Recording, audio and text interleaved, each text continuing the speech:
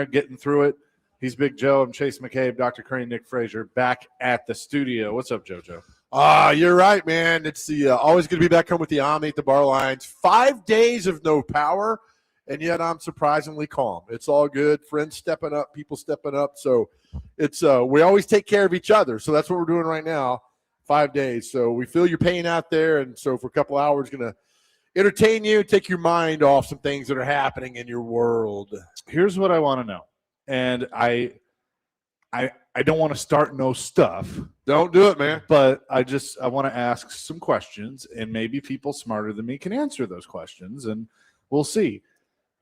I feel like I have seen on the internet, and also my mom has gotten this too, that the text of, hey, your power's been restored. And then you look down the whole block, and it's still dark.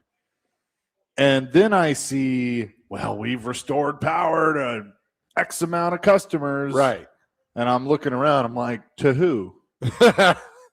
So explain that to me. Are we having some glitches with the system, and so we just need to ignore that, or are we padding some numbers to try and make ourselves look better? So our boy Mike Oregon had the same thing, that he got a text that power was on in his neighborhood, and he had no power, then realized, they said, oh, another branch fell on a line and knocked it down, so we're sorry about that. And this was like Monday or Tuesday. So I don't know. Yeah. I don't know. And like I said yesterday, you want me to fix your line? It ain't happening. Sure. And look, let me also be very, very clear on this. The men and women that are climbing these poles and chopping these trees down and hanging these lines, I'm not mad at y'all at all. I appreciate y'all. This ain't directed at you. This is above you. And it's like, I get it. You're posting these tweets and like how hard you're working and all that. I'm just not seeing it.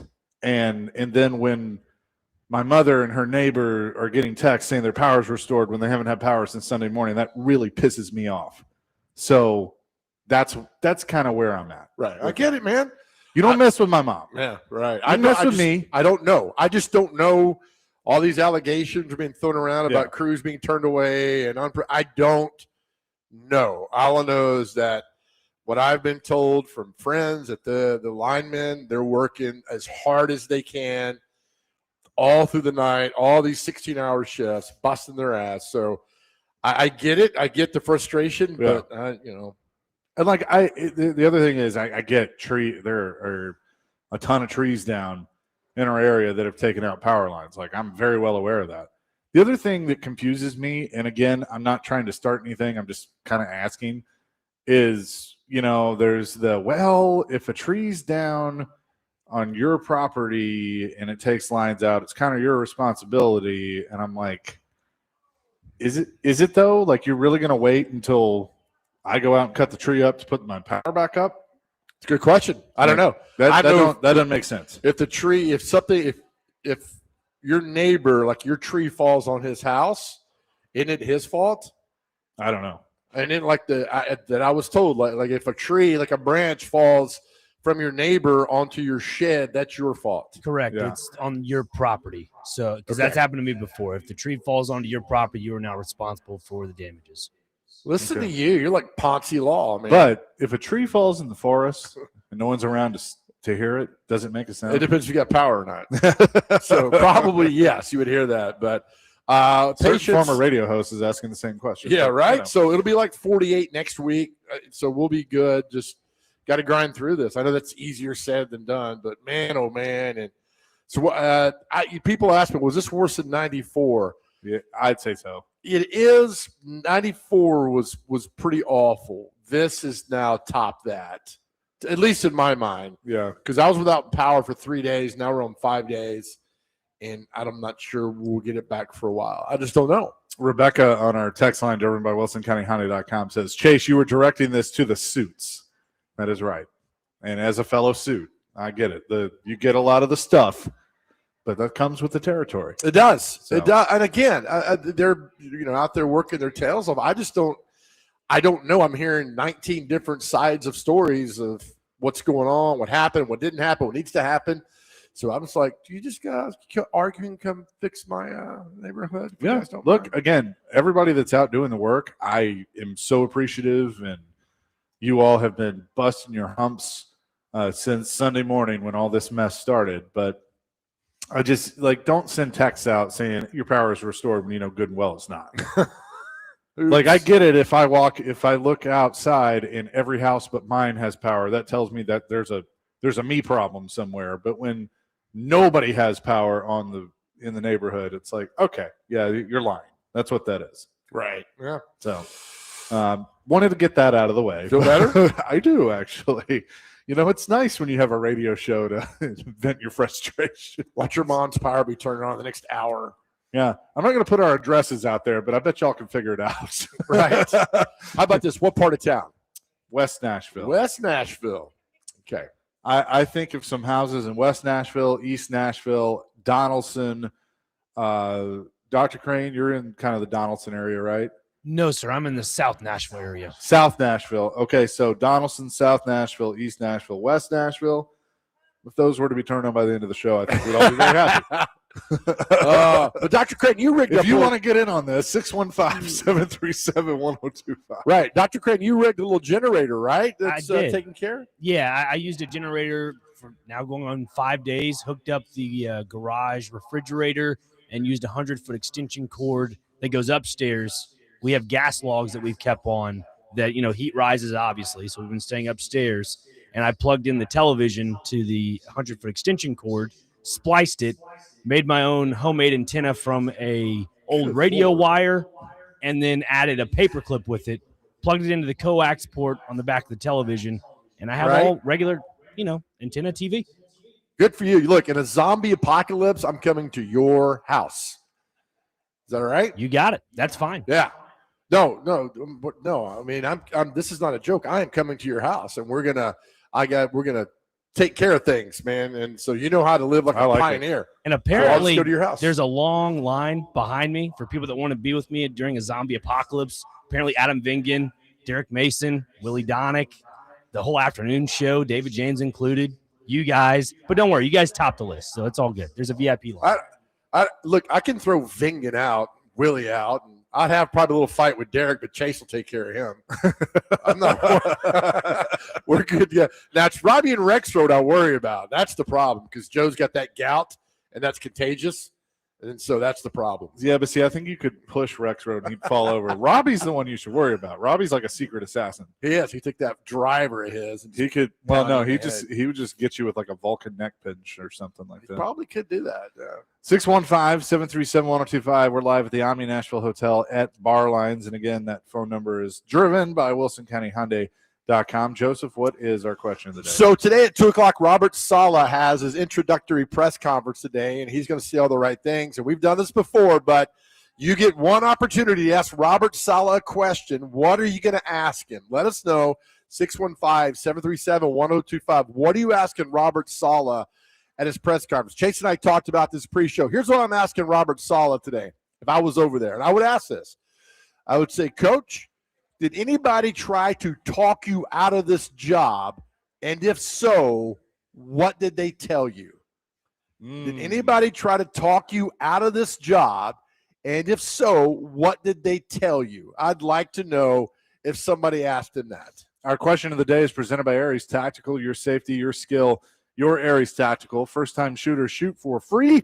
Just tell them that I, Chase McCabe, sent you, and check them out at ariestactical.com. My answer would be, or my question would be very simple. I'd say, Coach, why do you love football? He comes across as a guy that loves football. Right. It's a great one. Why do you love football?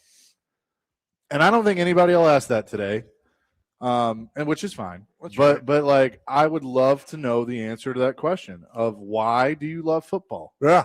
Dr. Crane, what would you ask him today? It's an unpopular opinion, but where did you get your suit tailored? Because if you see the pictures online, I'm a man that is a local guy. If you have a personal tailored guy that does all your suits, that's a guy that knows his business. Okay. Hold on. I just like that he showed up with a hoodie and jeans and no socks. Today, he looks good. You see the picture today? That's what Dr. Crane's talking. He looks good today, and he's not wearing any socks, which I like that because that's a little Sonny Crockett vibe in him. But Dr. Crane, If you had one question, that's what you'd ask him. Where do you get your suit tailored? Yeah, it's an unpopular opinion. love Like, it. look, the last Why is time it unpopular? because a lot of people don't think about that, and it's an old thing because the older generation they had a person that would say, tailor their suits, and that's a thing that is an old Americanized thing. I don't know how to really describe it, but that's Okay. something I would really ask him because last time we did this with Borgonzi, I asked him, "Would you?" Well, I didn't ask him, but I would have asked him. He does look good. Do you put cheese on your seafood? That's all I asked. Okay, I like that. That's right. There was a guy here in town that designed like all this, like for Michael Jordan and like for Magic Johnson. It was a guy in town who designed all the suits for tailored suits, customized suits for all these celebrities and athletes. I'm not sure if he's still around here or not. This has been like 25 years ago that I did a story on him, but that's still cool. I like it. It's different. It's very different. Because if it's a local person that would tailor the suits, then he's about the community. 615-737-1025. Caleb says, I would ask how aggressive he will demand Borgonzi to be in getting free agents and addressing the talent issue on the roster. DK in Mount Juliet, what did you tell the owner your plan was for Cam Ward? I bet that comes up because that's what has been. What lessons did you learn as the Jets head coach that you would do differently with the Titans? It's a good one. That's because he's talked about how he was like, I did things that I didn't want to do. My next opportunity, I'm going to do things my way. Brandy, if coach could hire one retired player to be a consultant for the players, who would he hire? That's a good question. That's a really good one. I mean, he's been around a lot of great linebackers and defensive players. I mean, his days back in Houston. I would say, in Houston, J.J. Watt. Yeah. Well. Yeah, that'd be an interesting one. Ryan in Florida. Do you like The Simpsons or King of the Hill? It's easy for us. Wes and Hermitage. I love how Nick talks down on the younger generation, but is also part of the younger generation. What a gem. Let me explain something, Wes. He is a 67-year-old trapped in a 27-year-old's body. Yes. Right? Pretty love accurate. that about him. Anytime I've got anything mechanical or anything busted, I'm like, hey, Nick, can you take care of this? And usually within 15 minutes, taken care of. 615-737-1025. All right, Joel wants to talk power outages. What we got, Joel? Hey, man, we're in Green Hills. I have not seen an NES truck yet.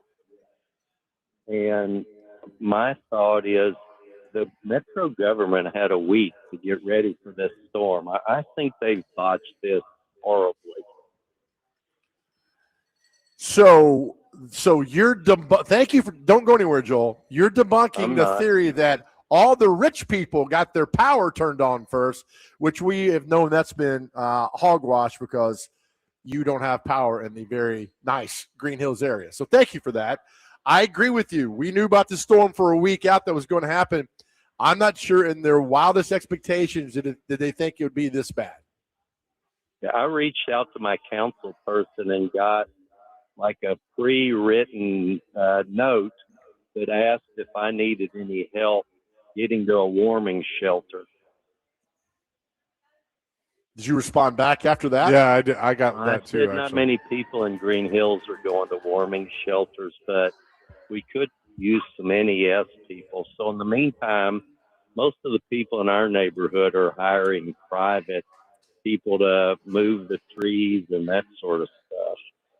It looks like a tornado went through our neighborhood. Yeah. They've made no progress in 5 days, and supposedly there's 900 workers. I haven't seen one of them yet. I've seen a few trucks around, but I'm with you, and I think a majority in Nashville is with you. I think they botched this big time. Joel, are you everything okay though? I mean, everybody good? Okay. Yeah. We're good. I just think it's just horrible that they can't get this finished up. Are you able to get out of your house and get around? Yeah. Okay. Yeah. I'm not trying to be funny. Does the mall have power? Yes. Okay. The mall is where people are hanging out. I All mean, right. all these schools are out in this area. Even the private schools are out. So you've got all these kids that are just roaming around. All right. All Sorry, right. Joel. Thank you, Well, Joel. listen. Appreciate it. Thanks for bringing that up. Absolutely. Absolutely. All We are right. here Love you for the guys. people. Thanks, Love Joel. you. We appreciate it. All right, Yeah, we bye-bye. love you too, man. Appreciate it. Thanks for listening. 615-737-1025. We are your place to vent. And Yeah. also, what would you ask Robert Saleh today if you could ask him a question? We'll come back with more live at the Omni Nashville Hotel at Bar Lines. Chasing Big Joe, 1025 The Game.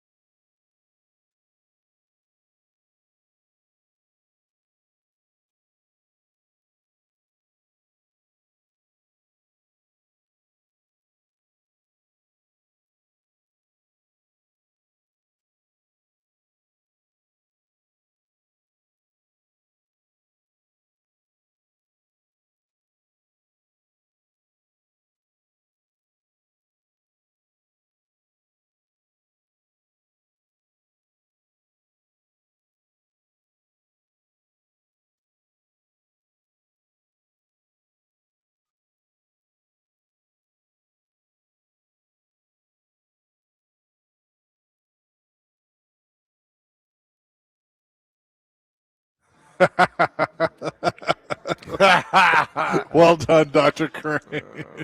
Oh, By the way, I am so just like delirious from this week that I decided to listen to some classic rock, 80s rock music this morning when I was getting ready.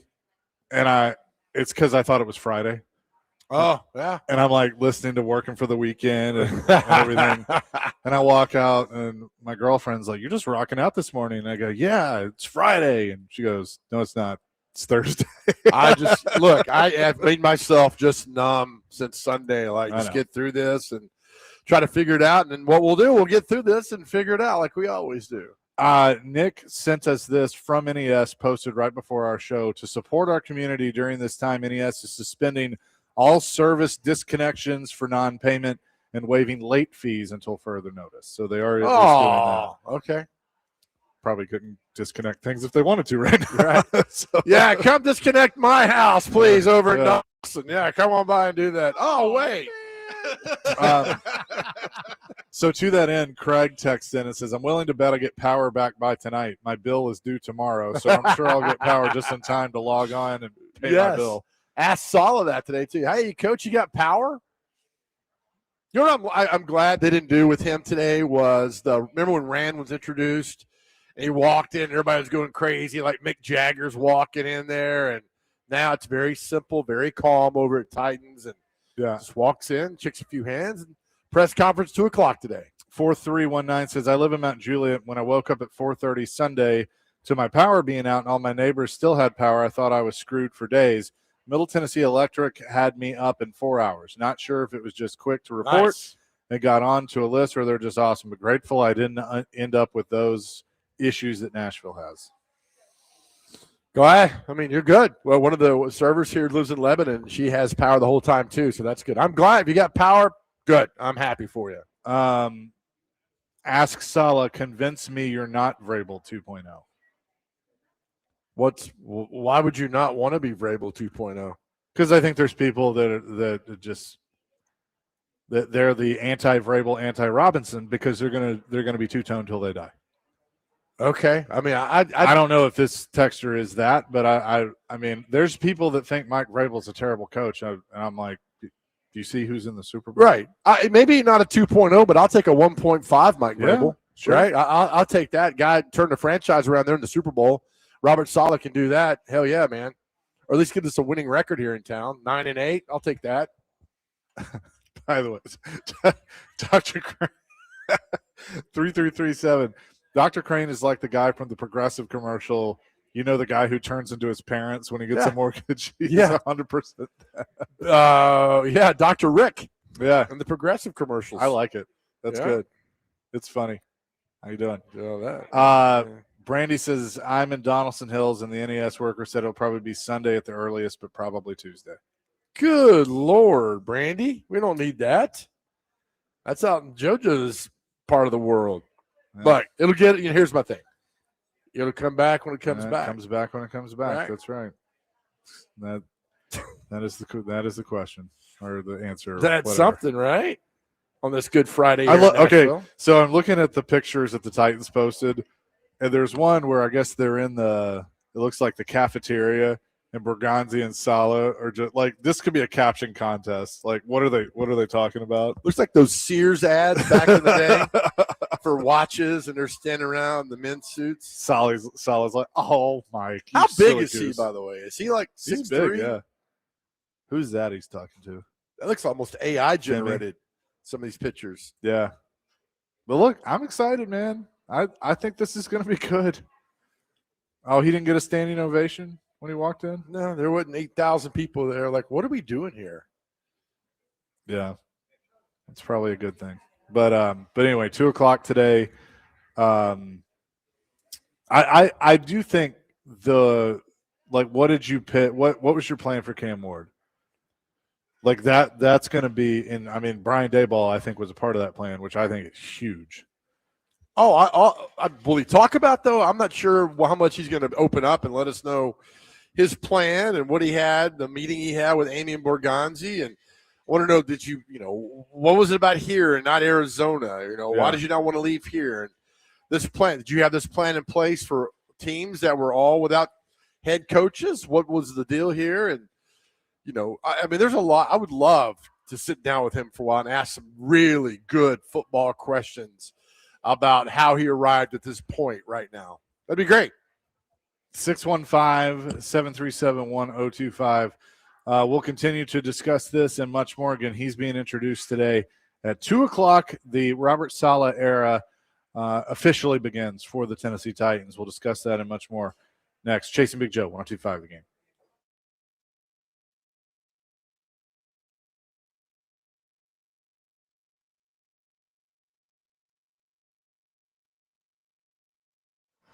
All right, guys, Big Joe here again. We spend a lot of time, we do every day on our show, talking about mental health for men. Here's what I need you to do. On the website, we talk about it, Unity Psychiatric Care. There's a lot of people that have gone to the website. What I need you to do is click through and sign up. Just go to therapy one time. Just one time. If you're unsure how it works and can't navigate everything, Unity Psychiatric Care can take you from A to B to C to D, all the way down, easy, and get it done. Simple enough, right? We can do this. Just go to our website, thegamenashville.com, thegamenashville.com. Click on the Chase and Big Joe Show, and there's a link to Unity Psychiatric Care. So many have reached out to us. Now we've got a great partner that cares about you. And listen, here's the best part. You don't have to go through any of this alone. It's private. It's confidential. And they offer telehealth. I tell you all the time, going to therapy and opening up saved my life, and I want the same for you. Here's also, this is important. If you have a loved one who needs to talk and you're worried about them and their pattern and has changed and everything, you can be that person that changes their world. You can also go to thegamenashville.com, click on the Chase and Big Joe Show tab, and you'll see all the information you need right there for Unity Psychiatric Care. Look, help is just around the corner, and we tell you all the time that we love you guys so much. We need you here. And you don't have to go through any of this alone.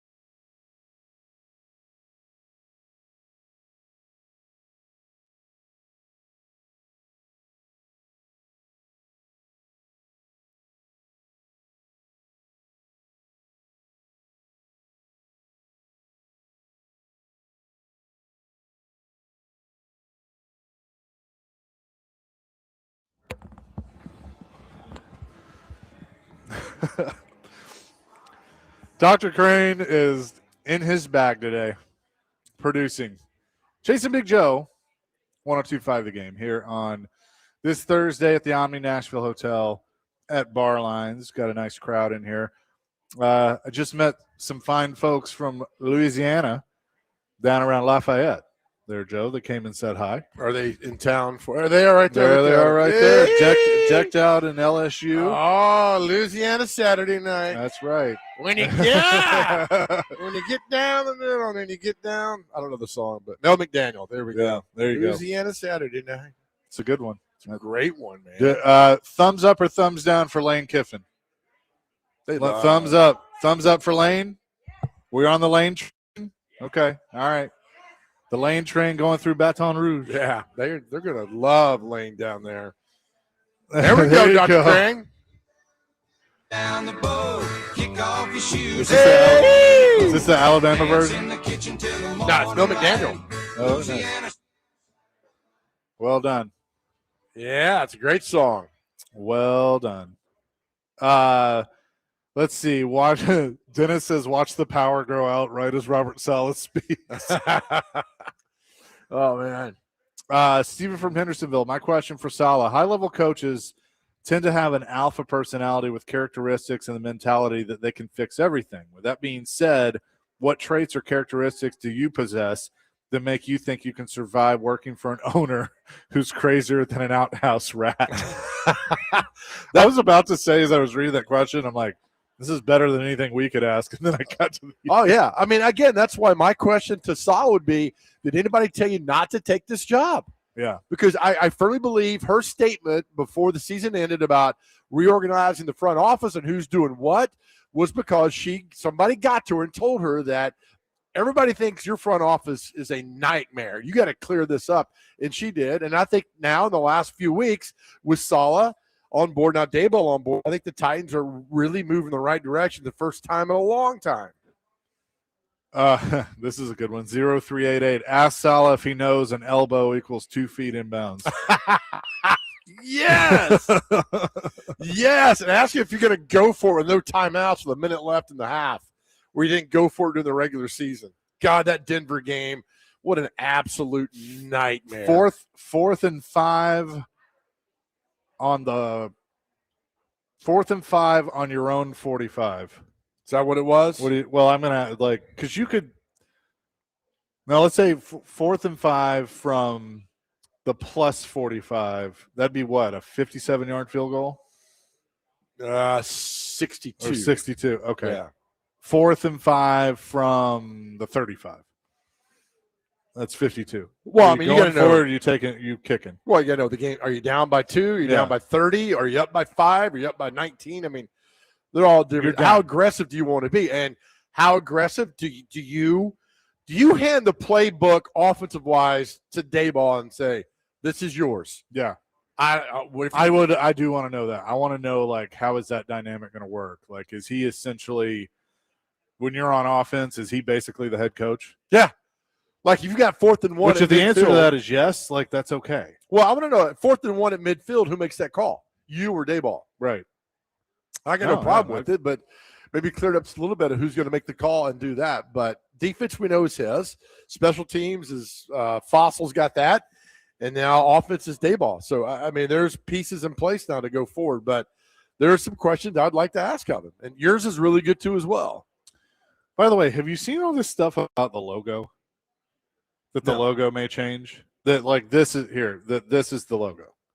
It looks terrible. They're getting rid of the flames, and it's just the T in more Oilers type colors. It looks terrible. I don't like that at all. I think I'd like it. I don't mind the T. I like the sword. I don't know why they don't use the sword. I'm not a fan. The T looks like Johnny Bravo to me. I'm not a fan of that. Yeah. I like this on the sword. If they just use the sword and got rid of the flames, I could probably get on board with it. I don't think they have it this year. I think next year they have new uniforms when they roll into the new stadium. Everything I'm reading is this year. Really? Well, and it's because, remember, originally the stadium was going to be this year. in the early stages. And so if they're doing a complete redesign and new logos and all of that, they're going to want to place those in the new stadium. So they would go ahead and start that now, and then they would have they would go ahead and do it this year. So I don't know. How about just going out and win games? How yeah, about that would work too. Win some games, get some momentum back in the city for your football team, which has been pretty much a joke the last 2 years, and now come in and get it done. But, yeah, I would love to sit over there today and ask him a few questions and, God, have him come on with us for a little bit and just talk football and see, you know, I mean, he's been around for a while. You know, the stop in New York, what went wrong, what you like about yourself there, what you didn't like, what are you going to do here that you didn't do there that you wish you'd have done there? I mean, there's all questions to ask him going for this football team, but basically it's like just have some continuity here for a little bit. Brandon says, do you have to be bald to be considered for the coaching staff? Yes, you do. So with that being said, I'm going to be the defensive line coach over there. Get it done. Never mind. I almost read that one. That would not be good. Thomas says, good afternoon, Suit and Big Joe. Day 4 of the mobile office for Thomas on a car phone and his wife. I have way too many questions for Robert Saleh and Mike Berganzi, but more importantly, I am pumped to hear what they have to say today. I'm excited for a new era for the Titans in this city. It can only be up from here. Thanks, guys. Thank you, Thomas and wife. Appreciate it. Yeah. I just picture him driving around town like the Air Force, like the Doomsday plane. The old school car phone. I was watching Enemy of the State last night, like the old flip phone. Yeah, that's a good movie, it's man. A great movie. Gene Hackman's in that one. Jack Black is trying to kill Will Smith. I mean, it's Seth good. Green. Seth Green's. We live in a world where Seth Green, Jack Black, and what's James Caan's son's name? Scott Conn are all like these dudes trying to get Will Smith, and then John Voight and Gene Hackman were in it as well. Robert Saleh's picture on the way is that photoshopped? 100%. Look at the logo. We're on TennesseeTitans.com. They got Robert Saleh's bio up there, and come on, y'all could have done a better job with the shirt and the. What about this? I just shot the logo. I just asked ChatGPT design a new logo for the Tennessee Titans. I don't mind that one. It's actually not that bad. Look, that's pretty badass right there. What would the uniforms look like with this? ChatGPT is a fun time. Let's go to Eric. He wants to weigh in on our question of the day. What's up, Eric? I always try when Joe says, "Oh no," but I'm also going to give you a hard time with celebrity birthdays because there were 2 recent birthdays where there's serious important facts he forgot about. For instance, James Cromwell. I'm shocked you didn't say this. He was on an all-time classic TV show comedy. It was Early Rose. Do you know who he was? No. Comedy? No, I don't. Yeah. He was Archie Bunker's best friend, Stretch Cunningham, on the TV show All in the Family. He was on that show. Yeah, and the other thing was Barbie Benton. There were 2 things about her you forgot, and one of them was the Nashville connection. Well, she used to be married to John Carpenter, who's from Bowling Green. No. I don't know.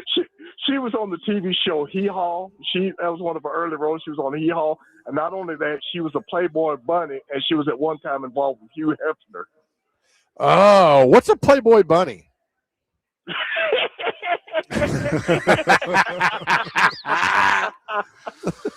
Oh, well done. Eric, hope you're doing well. Eric, what's your Robert Saleh thing? Yeah. My wife question is that, you don't want to forget that is, what is the one most important thing as a coach that you think that asset that you bring to the Titans as being their head coach? What was your major asset would you say that you bring to this team? What do you think he would answer? I think he would answer, I bring strength, I bring stability. That's just me. I mean, I don't know. Organization, I'm guessing that's something he would say, something like that. Discipline, structure, Yeah. I mean, those are good. Yeah, guys, those are good. I like these good questions. Y'all take care, and we'll talk to you soon. Thank you, Eric. Appreciate it as always. So now there's your uniforms. According to the ChatGPT, we gotta change the. I mean, that's got to be numbers, but right. They look the same now. I don't hate it. I'm I'm glad you don't have anything going on in the shoulder. I don't know. We'll see. I don't know, Jim. What in the world? I mean, they look the same. The uniforms like they do now. Yeah, basically. I would be down with the dark blue and red numbers. Yeah. That could look Okay.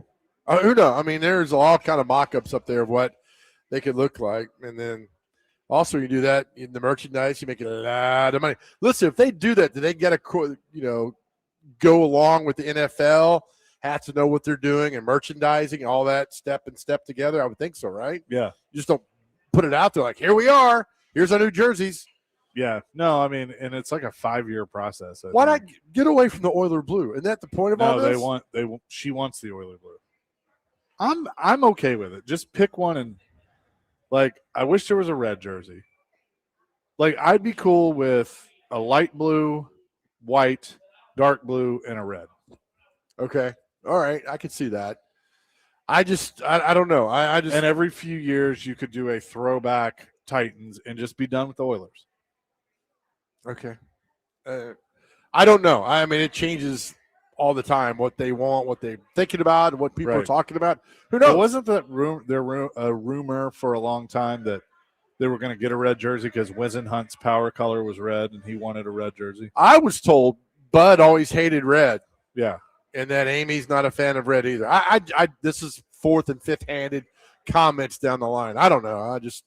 All these things that could happen, and that's great. But I think you need a whole new everything when you go in that stadium next year. I think you do. It's a new era and new everything else. So go in that stadium and with new jerseys, new helmets, new everything.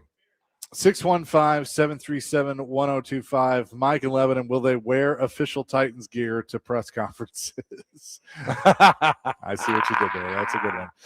We'll have more coming live from the Omni Nashville Hotel at Barlines. 1025 The Game.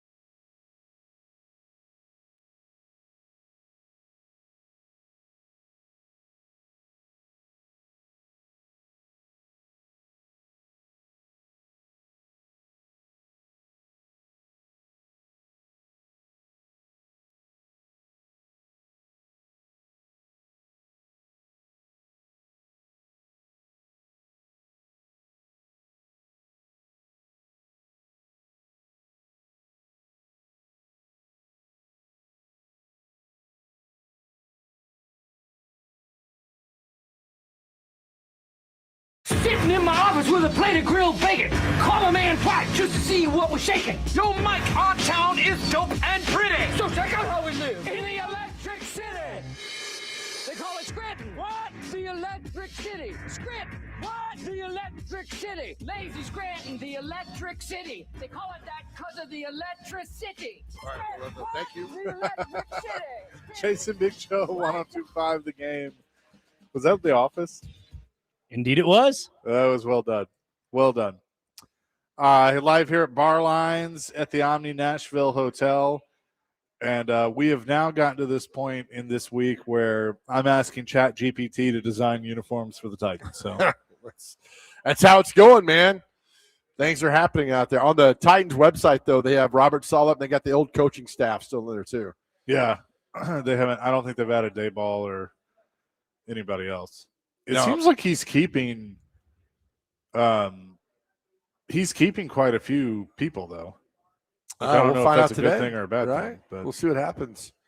To all he keeps around there, I don't know. I keep hearing Luke Stocker's name. He's going to keep around. yeah, Randy Jordan, I think he's keeping. Luke Stocker at Tennessee in the Music City Bowl he caught a touchdown and got sandwiched between two North Carolina guys who I thought decapitated him, and he caught the ball and scored a touchdown. I'll forever remember Luke Stocker being a complete badass. He was awesome, and catching that. I liked him when he was with the Titans too. Yeah, it was Just great. a really good kind of, your hybrid tight end that could catch, but could block.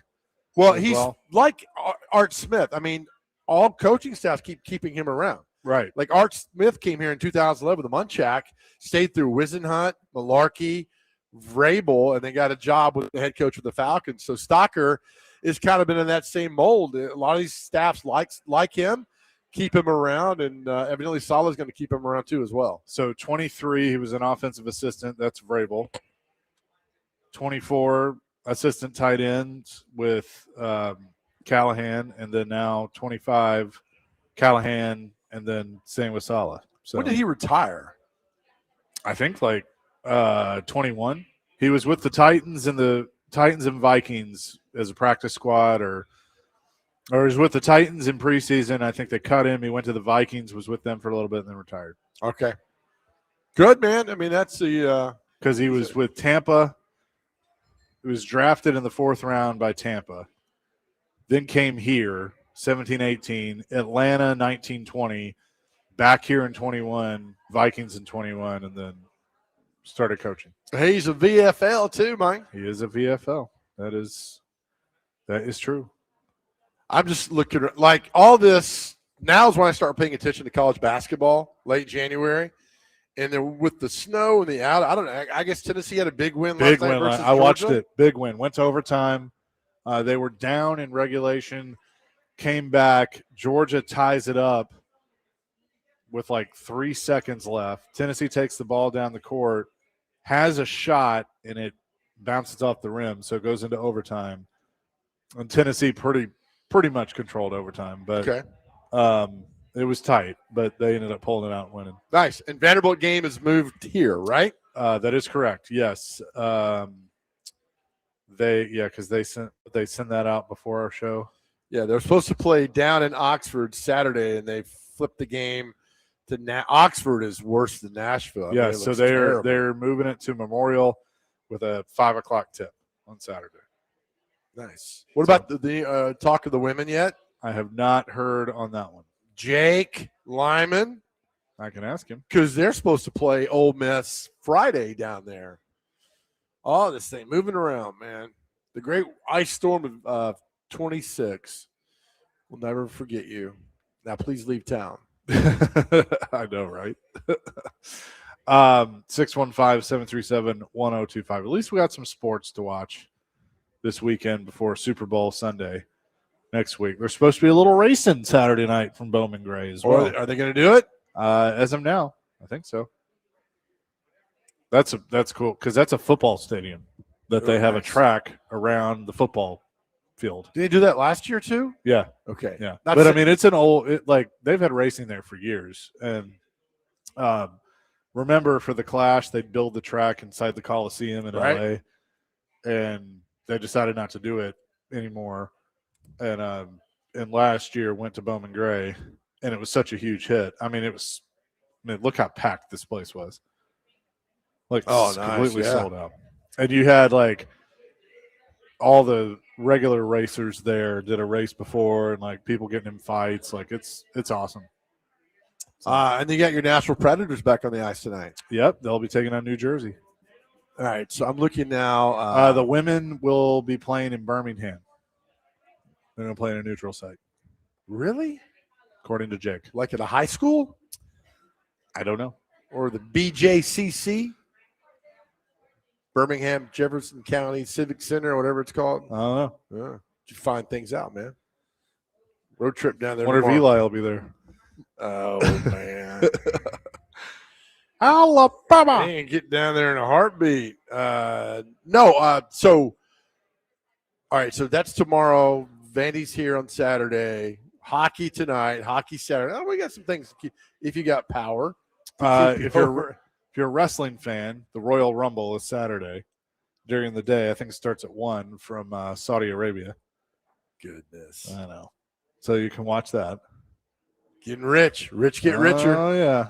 They built, get this, they started construction on the stadium/arena that the Rumble is going to be at on January 1st. There's no way. And it's done now. How many is going to hold? 50? No. I don't know, like 30,000? No, what do we have here in town tomorrow night? What's wrestling tomorrow night at the Pinnacle? That's NXT. NXT. Which is like the feeder system. I forgot that was tomorrow. Tomorrow night, yeah. Sure did. Tomorrow night at the Pinnacle. Boys' night out. I know, right? Need to work on that. Coming to town tomorrow night. Okay. Our friends at 102.9 The Buzz are having their live at night show with free beer and hot wings. Free beer and hot wings. Over at Category 10, so that should be fun. Well, last year was a good time. Yeah. Yep. Really good time. Yep. Over there, bro. We'll have more coming in hour number 2 here on Chasing Big Joe live at Bar Lines, 102.5 The Game.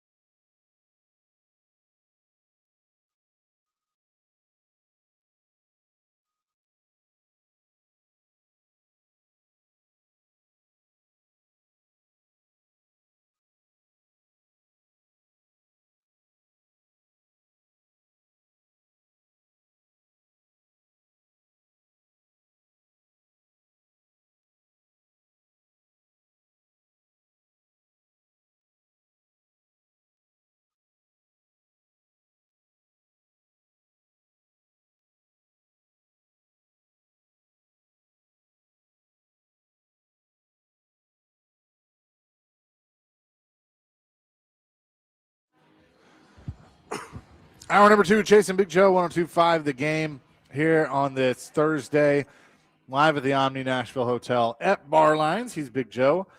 I'm Chase McCabe, Dr. Crane, Nick Frazier back at the studio.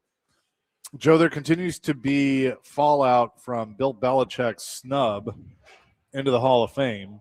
You know, Tom Brady was very outspoken about it. Even Robert Kraft came out and said, you know, regardless of, you know, what people may think has happened between Bill and I, he's the greatest of all time, and it's a travesty that he's not a first ballot Hall of Famer. Well, his son has gone on, Brian Polian has gone on X and said, my father's a public figure and polarizing. I understand and accept that. However, what happened over the last couple of days is not right. The facts and truth are important. Bill Polian goes on Sirius XM NFL and says, I voted for Coach Belichick in the Hall of Fame selection meeting. And then the comments after that are, your father's a rat and a coward. He's got no integrity. Blank you and your daddy. He can be your father, but he's also a terrible human being. Your daddy's a blank, and that's all there is to it. Your daddy's a blank. I mean, there's hundreds of comments. So they're blaming Polian now? I guess so, yeah. One guy says maybe he shouldn't tell two different conflicting accounts of his vote in the same day. Yeah. They have nothing to do with him being polarizing. That's just being an absolute liar. Yeah. This is what – so the Pro Football Hall of Fame released a statement that could remove voters who violated bylaws. It says the Pro Football Hall of Fame understands and respects the passionate reaction of many fans, media members, and enshrinees of the hall itself in light of published reports regarding the voting results of the class of 2026. It's that very passion that propels the game.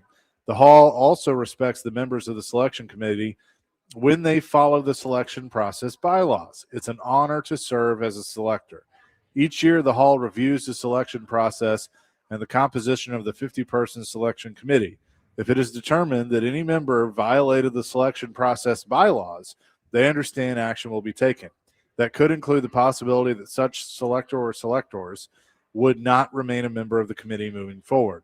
The selection of a new class is the most important duty of the Hall of Fame oversees each year, and the integrity of that process cannot be in question. It's a good one, but also about this, somebody says, if someone has trouble remembering who they voted for, then they probably shouldn't be voting. Yeah. It's a good way to put it. Look, you can say what you want. If you're still mad about Spygate or Deflategate or whatever, okay. But does the body of work of Bill Belichick speak Hall of Fame? I would say the answer is yes. Well, it does, yeah. And it said, your father brought this upon himself when he said he was 95% sure he voted for Bill Belichick. If he's not of sound mind, then he should immediately resign. If he is of sound mind, let him fight his own battles. They don't need you to do it for him. Your dad said he voted for him, and then on the same day he said he couldn't remember if he did or not. So, yeah, it's just a little complaint fest and pettiness from Polian against Bill Belichick. Bottom line. Do you think they revote? No, not at all. I don't either, but I'm wondering if there's going to be a push for it. I hope not. What's done is done. I mean, I think it's wrong that he didn't get in. He'll get in next year, but well, he's not the only one that did not vote for him. Right. There are 10 other guys that did not vote for him. So signaling him out, that's fine. But if he's the only one, then it'd have been a 49 of 50, right? And there are 50 people voting for this, which I was told. Yeah. So, yeah, there are others who did not think he was qualified at first ballot to be on there. And Brady's speaking out because he knows what's going to happen to him when his time comes up. Oh, I don't think – again, like I said yesterday, I think you can only do this one time. Yeah. Now, I am laughing at the tweet going around. Bill Belichick waited 49 years for his girlfriend to be born. He can wait one more year for the Hall of Fame. Yes. So that's pretty good. Yeah, he'll get in. I mean, that's the 2-year minimum. I mean, another year he gets in and does it. But yeah, I mean, that's it's the pettiness at a high level, and older men can be petty, and we're seeing this right now. What's going on? By the way, did you realize that last night was the 850th win for Rick Barnes? Did not. It's pretty cool. It is. How many titles is that?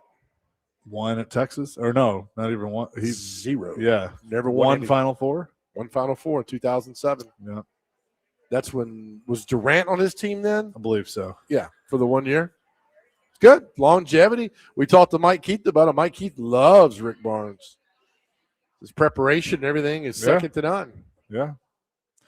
I like him too. I mean, but I'm with you. Like, how many championships do you have to show for it? And that's what I mean. That's this the whole team thing. right now is confusing too. The Voss team. Yeah, like I feel like they're better than maybe they've played at times, but then I watch them and I'm like, well, maybe they're not. So. I have no idea. So many guys come for 1 year and leave and go other places. I just like reading all the Kentucky meltdown now with Mark Pope. People are like, well, he needs to go. This is year one, right? No, year two. Year two. Yeah. Oof. Does he make it to year three? Yeah, I don't know. But in the NIL, who knows, man? Right. You know, I think what hurts is Calipari's success at Arkansas. Yep. That still drives a Kentucky fan, and I understand that. Drives them insane. But in the NIL world, you can go out and change your team in the blink of an eye. I mean, it's all going to be a hard crash, man, soon with everything that goes on. There'll be more lawsuits coming out, guys leaving. You know, we talk about this about if you get your NIL, should it be tied in to complete the season? Should you play in the bowl game to complete your money? I mean, can you tell a guy not to play in a bowl game? Can you tell a guy to play in a bowl game? Nobody knows. It's all new uncharted waters for everybody. And I don't know where it ends. I don't think it ends good for all of us in this. It doesn't. No, but I think the genie's out of the bottle. Genie's out of the bottle. I don't think there's any going back on it. So that's kind of what it is. Al just texted in, loyal listener, says, just got back inside, was cutting trees from the storm. What is our question of the day? JoJo, why don't you reset the question of the day? Is he mocking us? I don't think so. I hope not. If you could have one question to ask Robert Saleh today during his press conference, what's the one question you would ask? Now, we do this all the time when we give you the opportunity to ask one question. Mine would be, who did anybody tell you not to take this job? And if so, why? Chasers is? Mine would be, why do you love football? And then Nick is, where'd he get your socks? I like that, though. Dr. Crane? Where'd you get your suit? Well, who is your tailor? Suit. Who's your tailor? Who's your tailor? Because What if he it's says local, Jane? then that means he's a local guy. Are you going to ask it like Batman and Forever? Who's your tailor? Or ask it like Jeff Liberty, Fisher. Hey, man, where'd you get your tailor from? Where'd you get your suit from, man? Who's your tailor? Local guy. Thanks, Kroger. Domino's delivery. Well, all right, let me ask you this, Dr. Graham. What if he says I got my tailor from a guy in San Francisco? My tailor's a guy in San Francisco. You be mad? No, then I'll say, okay. And then after the press conference is over, somebody needs to give him a local tailor to grab. You know, I think that's the best way to do it. I agree. Be integrated. All the questions. Be integrated with the local community. Of all the questions, that's what you're going to ask him. I like it. It's off the beaten path. Yeah, I like it too over drinks. It's better than asking him, what do you use to buff your head? I mean, that's simple as that. Or you could say, Robert, that team you're about to meet, can you put that team in the Super Bowl? That's your question, not mine. I'll ask it again come late July. I'll ask it So I guess I saw last night they're gonna hire Greg Lewis, who's the wide receivers coach. He'd been with the Ravens. Borgonzi worked with him in Kansas City 2017 to 2022. Okay, do you run that past Saleh? You got to, right? Yeah, Saleh wanted him. Oh, okay. Yeah. Yep. So there you go. All right, I'm just watching this car do a U-turn in the middle of the street when a car was coming down the street and almost hit him. I mean, do we not have self-awareness anymore? It's that red center out there. Oh, no, we don't. He just almost calls a chain reaction collision down on, was it 5th or 6th Avenue downtown? I don't know. I mean, I think with him today, I want to hear from Saleh about the plan, what he liked about this job, the opportunity here. I don't think a timetable is good. I'm not a timetable guy because then you set yourself up for failure. Or maybe say, how long do you give you to turn this around? 3 years? I don't know. We'll get to work and see what's going on. Yeah. I mean, I think the thing that hurts is when you look at the Bears, the Patriots, um, especially those two. I'm trying to think of some other examples. Jags, Panthers. but I'm thinking second-year quarterback, like the Patriots and the Bears. Oh, okay. Hired a new coach and made the playoffs in the quarterback's second year. Yeah. So is that pressure there? For Saleh, the fact that you got Saleh and Dayball. Well, I think the pressure's always there as a head coach in National Football League. I think it's always there, but you have examples of teams that could turn it around and succeed, and maybe that happens here. But I just think you got to work. You had a good point yesterday that I thought last year was Cam Ward, the last quarter of the season, that he was doing it all by himself. Yeah. Like, all right, I got to win this spot. Now get him in the structure of an offense and a game plan and watch him work with a coach who knows what he's doing. I think it's going to be a complete 180. I really, really do. And remember, Dayball is part of the plan for the Giants and wanted to trade up and get Cam Ward. They want to offer all these guys to get Cam Ward. What stood out about Cam Ward to you that you thought you would be good for you, giving up all these assets to move forward? So Saleh's probably talked to him about this and see what their plan is going forward. But I would not put a timetable on what playoffs next year or this year. Hey, man, we'll get there. We'll work our tail off to get there as fast as we can. Just hop on the ride along with us. That's what I would say. You guys had him on live here at the Omni last week. If you want to go see comedian John Crist live at the Opry House on Thursday, February 19th, callers number 4 and 5. We'll do 2 winners. Callers 4 and 5 at 615-737-1025. You'll win a pair of tickets to see John Crist live at the Opry Thursday, February 19th. Good luck. Callers number 4 and 5, 615-737-1025. We'll have more from the Omni and Bar Lines coming up next. Chasing Big Joe, 1025 The Game.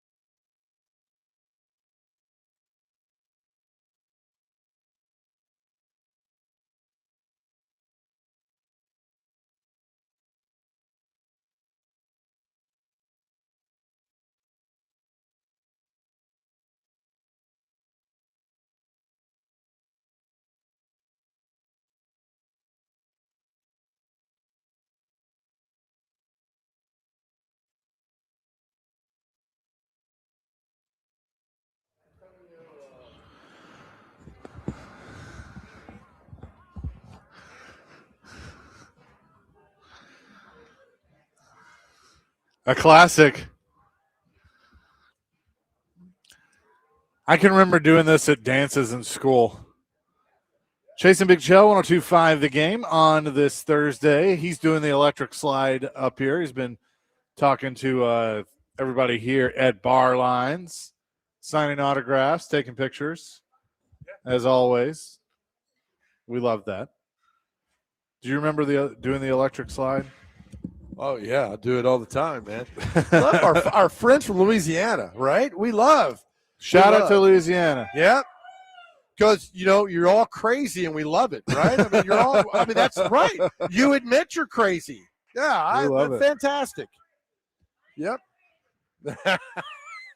We love it.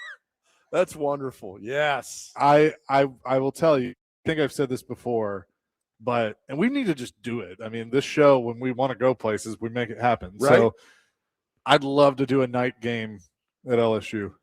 Oh, yeah. It'd be so much fun. Yeah, that's what I hear. No other like it, they say. I would love to, like, in like a big game too, like Alabama or Ole Miss, something. It'd be so much fun. Sing a little call in Baton Rouge. Be It's great. the 2026 LSU football schedule. Yeah, give me the home schedule. Let's see. They got Clemson at home That'd be a good September 5th. They got Louisiana Tech at home. They got Texas A&M at home. They got Be good McNeese State. McNeese State's coming down to Baton Rouge. You got Mississippi State at home. Oh, my God. You got to go to, November 7th. Alabama rolls in. Look at the next week. Oh, my gosh. Texas. And then, LSU comes to Neyland Stadium. Yeah, Lane goes to Ole Miss and my Tennessee. gosh. There they go. Yep. So, that'd be nice. All those, probably Alabama on September the 7th. Yeah. Because that'll be a night game. It'll be crazy and insane. Yeah, I agree. Tailgate, we're being invited to a tailgate. Heck yeah, we Dr. do. Crane, you coming? Absolutely. Jambalaya any day of the week. Dr. Crane, play that song by the Oak Ridge Boys, Leaving Louisiana in the Broad Daylight, right? We don't know that. We do know that. Yeah, we do know that. All these Louisiana songs. Mary Chapin Carpenter. Yeah. Oh, yeah. That's Twist and Shout. Yeah, down to the Twist and Shout. I would like to give a shout out to Adam Vingan, who may have the tweet of the day that says, "Can't wait for Robert Saleh to introduce his 8 children at his news conference," and that's the gif he did from The Simpsons. Oh, my Lord. That's so good. 8 kids. My goodness. Good for him. He's coordinating all right. Yeah. He is. You'd say he goes for it. Fielding his own defense. Oh, there Dr. we Crane, go. come on now. I'm just saying, he's trying to get the whole defense ready to go. He is. He's definitely doing that. Family show once again. That's why he runs a 4-3. Anyway, we'll stop. Robert Saleh coming up at 2 o'clock. Oh my gosh. I mean, this is the time I'm excited about the coaching hires. Now I want to see what this roster looks like. So give me to the draft and free agency. So that's what mid-March is. When's the combine? Late February, right? Like usually is. Yeah. Or we could ask him also this: how bad? February 22nd to March 2nd. How bad do you want to whip Liam Cohen's ass? I do. I would love to know. Like, if we get him on, you're the perfect person to ask. Like, hey, what's up with Liam Cohen? We got your back if you want to get into a fight. Yeah, we got your back to do all that. I was looking. You remember so it was 2004 that he was at Central Michigan with Brian Kelly. Him and Matt LaFleur. That's the famous valet parking. Did you hear this story? Mm-mm. So Brian Kelly yeah. is having a party. The story, yeah, he's having a party. He's like, I want you and Matt LaFleur to come over and go to the party. They go to this party, and all they do is valet park cars. And Brian Kelly says, no, that doesn't say thank you or anything. And they were like, if we ever get to this position, we're going to treat even the ones at the bottom who think they're at the, nobody cares about them. We're going to treat them like they're the CEO of everything. And that was a moment. This shows you again how bad of a person Brian Kelly truly is. Yep, So 2004. That's a great story that you told. Like I remember when you told me that, and I was like, "Are you kidding me?" Well, I could have told you that story and say, "Tell me who the head coach is." You'd be like, "That Brian Kelly?" Like, yeah, that's Brian Kelly. Yeah. And so Robert Saleh turns 47 on Sunday. So what are you getting you for your birthday there, Bobby? You think he goes by Bobby or Bob? I don't know. What you ask? You want us to ask that today? After Dr. Crane's question.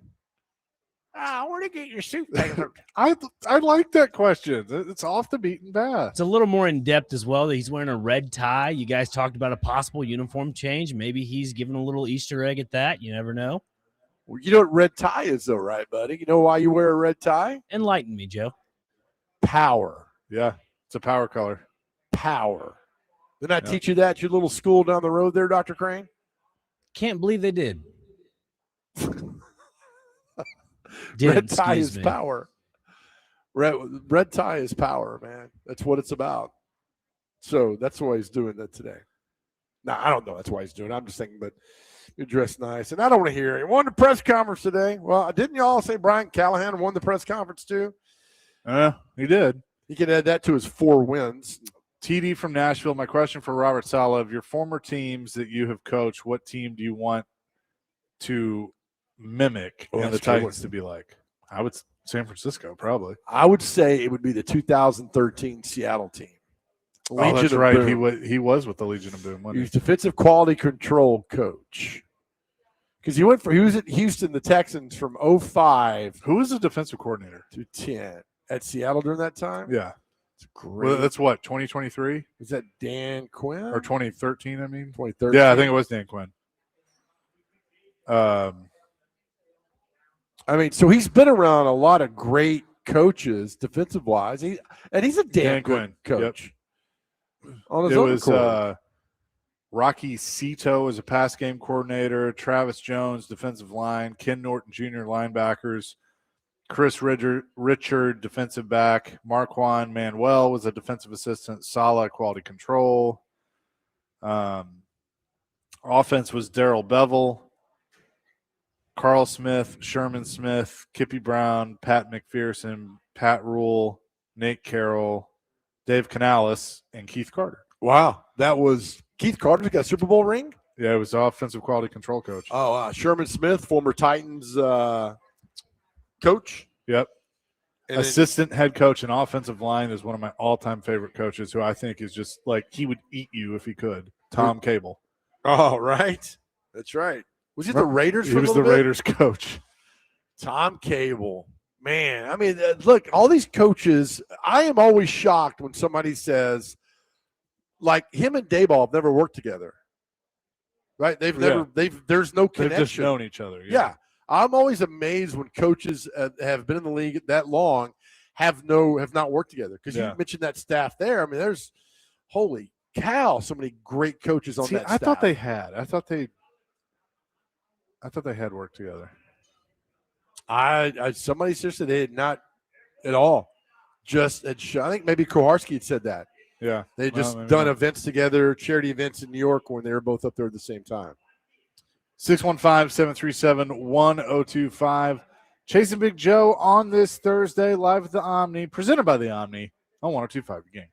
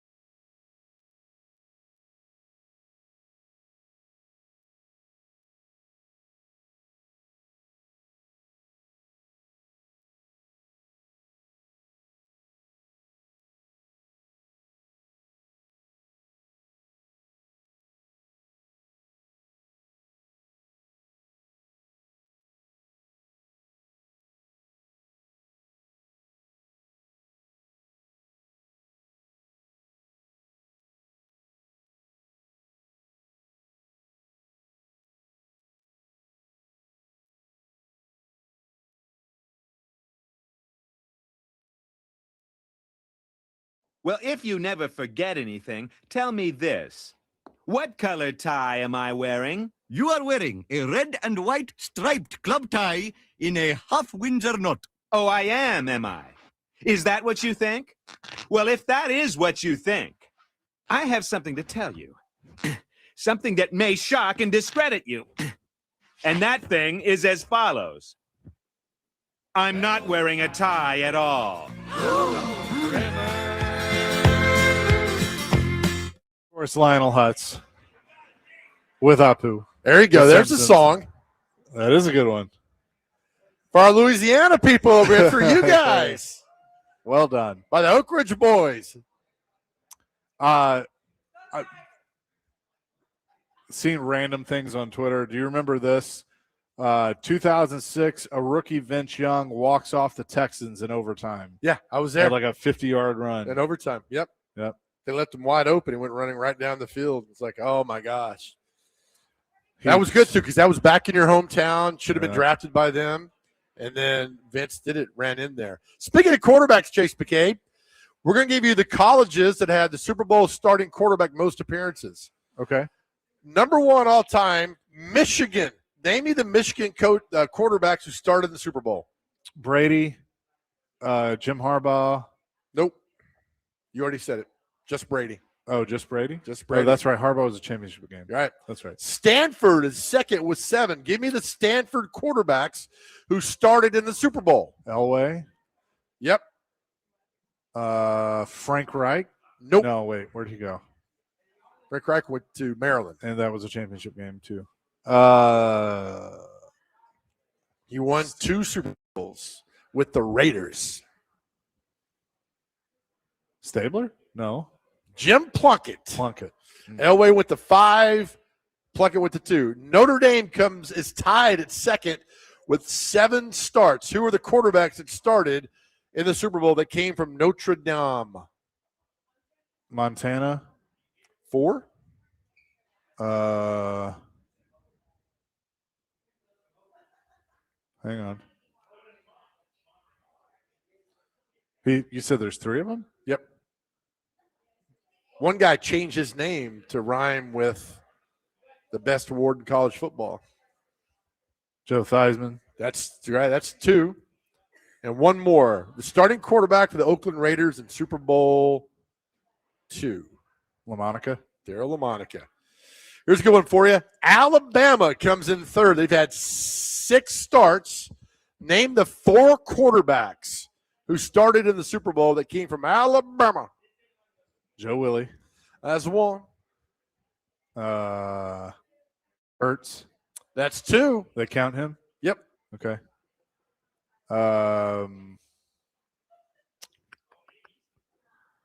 There's 4.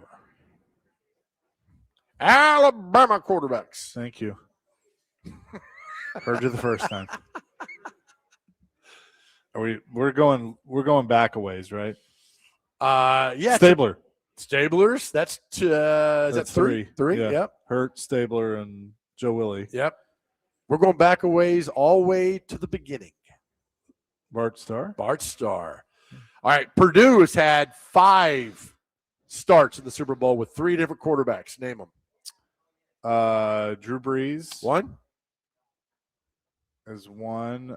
Bledsoe. Incorrect. He went to Washington State. Washington State. This quarterback wore glasses. I don't know. And his son was coaching with Robert Saleh last year. Bob Greasy. Greasy. And the other quarterback would be from the Kansas City Chiefs. Mahomes. Lynn Dawson. Oh, Lynn Dawson. Oh. All right. Yeah, Mahomes is Texas. All right, how about here's one for you. Georgia's got 4 starts by quarterbacks, 4 starts, 2 quarterbacks. Stafford is 1. Yep. And who's the other one? You talked about him the other day. Did I? You did. From Georgia. You have a indirect connection to this guy now. Oh, Yeah, who was the Number 10. or number 10? I'm blanking. Fran Tarkenton. Fran Tarkenton. All right, this should be easy. All right. Navy has had one quarterback, Staubach. 4 Super Bowls. University of Miami has had one quarterback start in 4 Super Bowls. Kelly. Jim Kelly. University of Tennessee has had Peyton. one quarterback. Peyton Manning. UCLA has had 2 quarterbacks start in 4 Super Bowls.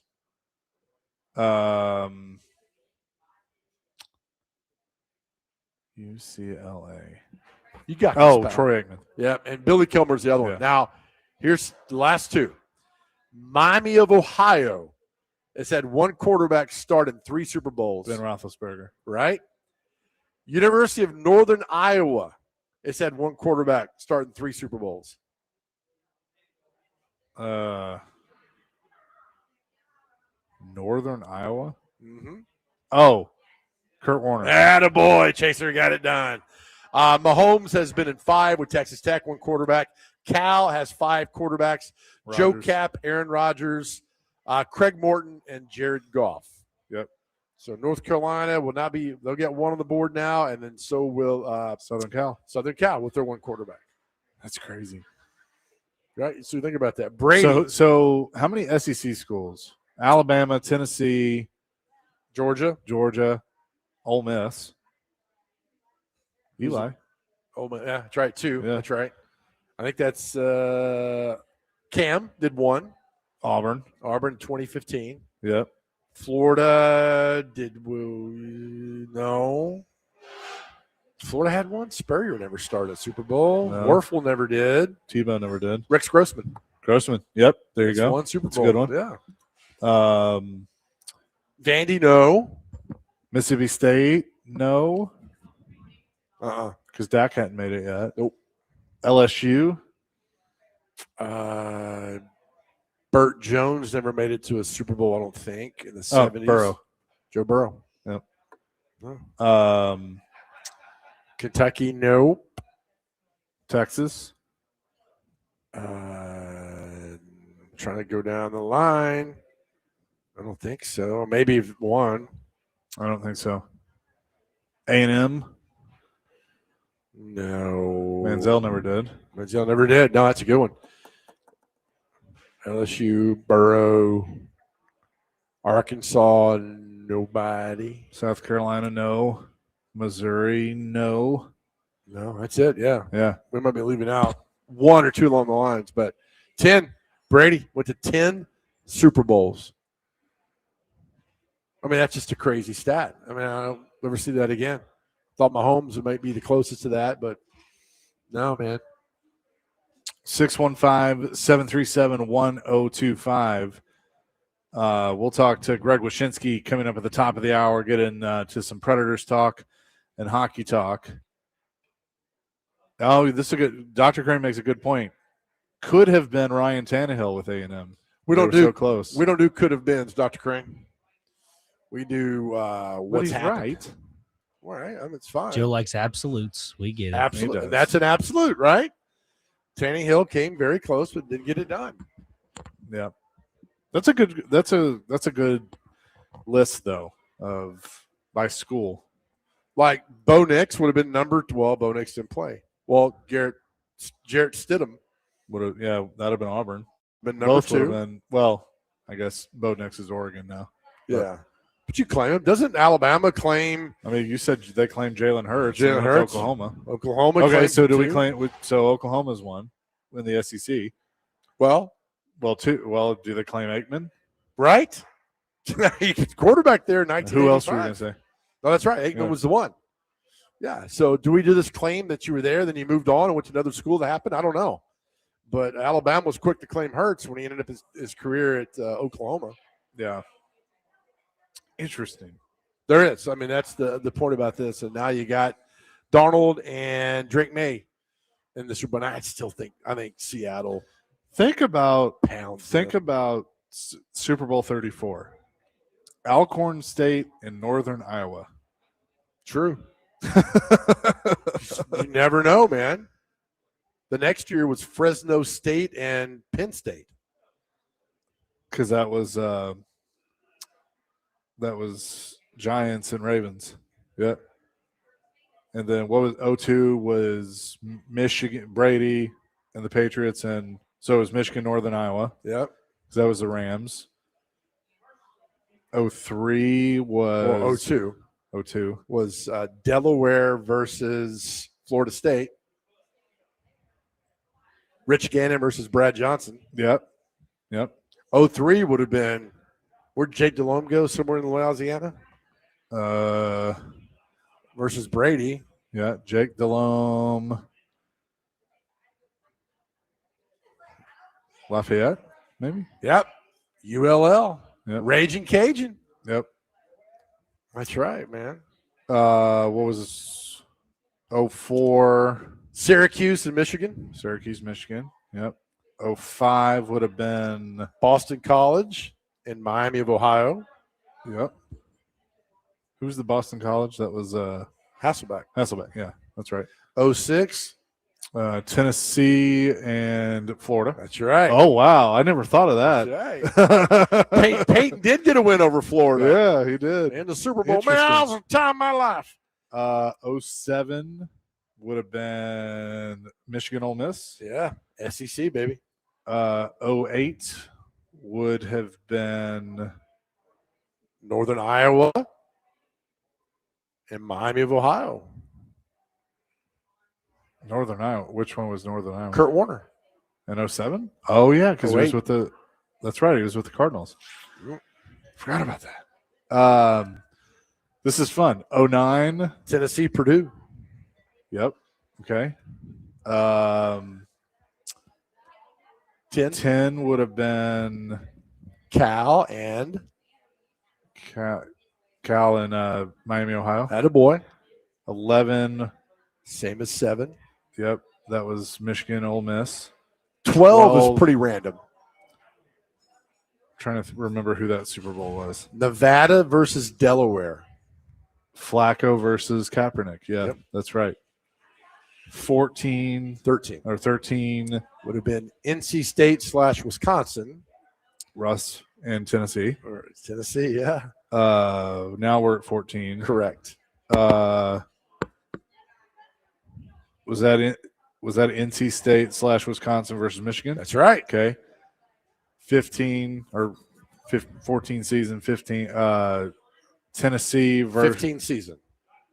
14 was Michigan. Yeah. And, okay. 15 season Tennessee versus Auburn. That's right. SEC. Take him down, man. All right. 16 was Michigan. Yep. Michigan versus Boston College. That's correct. 17. This is fun. 17 was I don't remember. Michigan versus That was Michigan versus Cal. Michigan versus where did Nick Foles go? Oh, Nick Foles. Arizona State or Arizona? Where'd he go? I've got it pulled up right here. Yeah, that's right. Well, he went to Michigan State, Liberty, University of Arizona. So he went to a lot of places. Yeah. Okay. 18 Michigan versus Cal. Yep. 19 was Texas Tech. Texas Tech versus, was that their first one? Mm-hmm. Yeah, Texas Tech versus, who'd they beat for their first one? It's an OVC school. I don't even remember who Kansas City played. San Francisco. Oh, so that would have been Garoppolo. Attaboy. 20, Michigan again. Where'd he go? Garoppolo. Eastern Illinois. Eastern Illinois. And then Michigan versus Texas Tech. Mhm. And 21. then 21 LSU Attaboy. versus You got this. Georgia. Yeah. It was the Rams. This is right? 22. You got sweat coming down here. That's okay, buddy. 22 Texas Tech versus Alabama. Did he make it in 22? Yeah, because they won it in 23. Because they beat the Eagles. Yeah. They beat Iowa State in 23. Texas Tech beat Iowa State. Was that Purdy? Yeah. Yeah. Okay. Right. And then 24 was that Texas Tech versus Oklahoma? Yeah. Yep. Yeah. And then last year. Oh, that was last year. That was okay. Yeah, very good. Yeah. It's a fun game, man. That Watch is a out. fun We got somebody coming to get you, Chase. we do. Dr. All right. Crane, we got something we're going to put you in next time we go out in public. We got a dinosaur leash. Coming up next, we will name off more colleges. We'll do running backs coming up next. Just kidding. Chasing Big Joe at the Omni 102.5 The Game.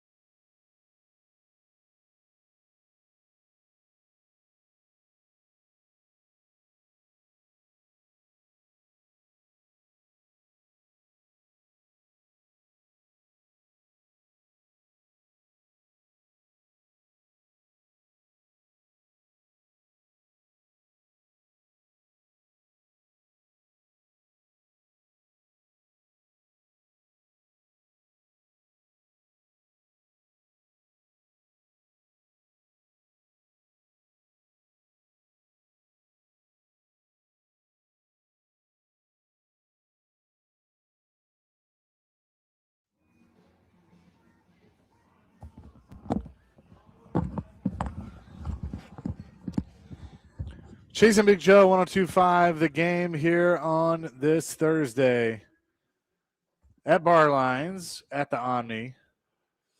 Seem y'all like that game. We got votes for the Navy versus Louisiana Tech is our favorite matchup. That would be Which one? I'm sorry. Navy versus Louisiana Tech. I'm so ready to just. Roger I'm Staubach versus Terry Bradshaw. Yep. Those are good ones. That's a good one.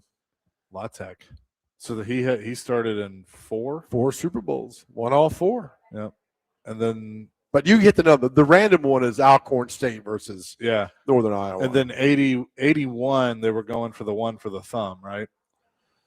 Who is that? The Steelers. They never lost.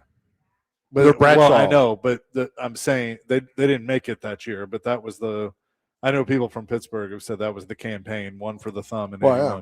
Then they didn't win again until Coward.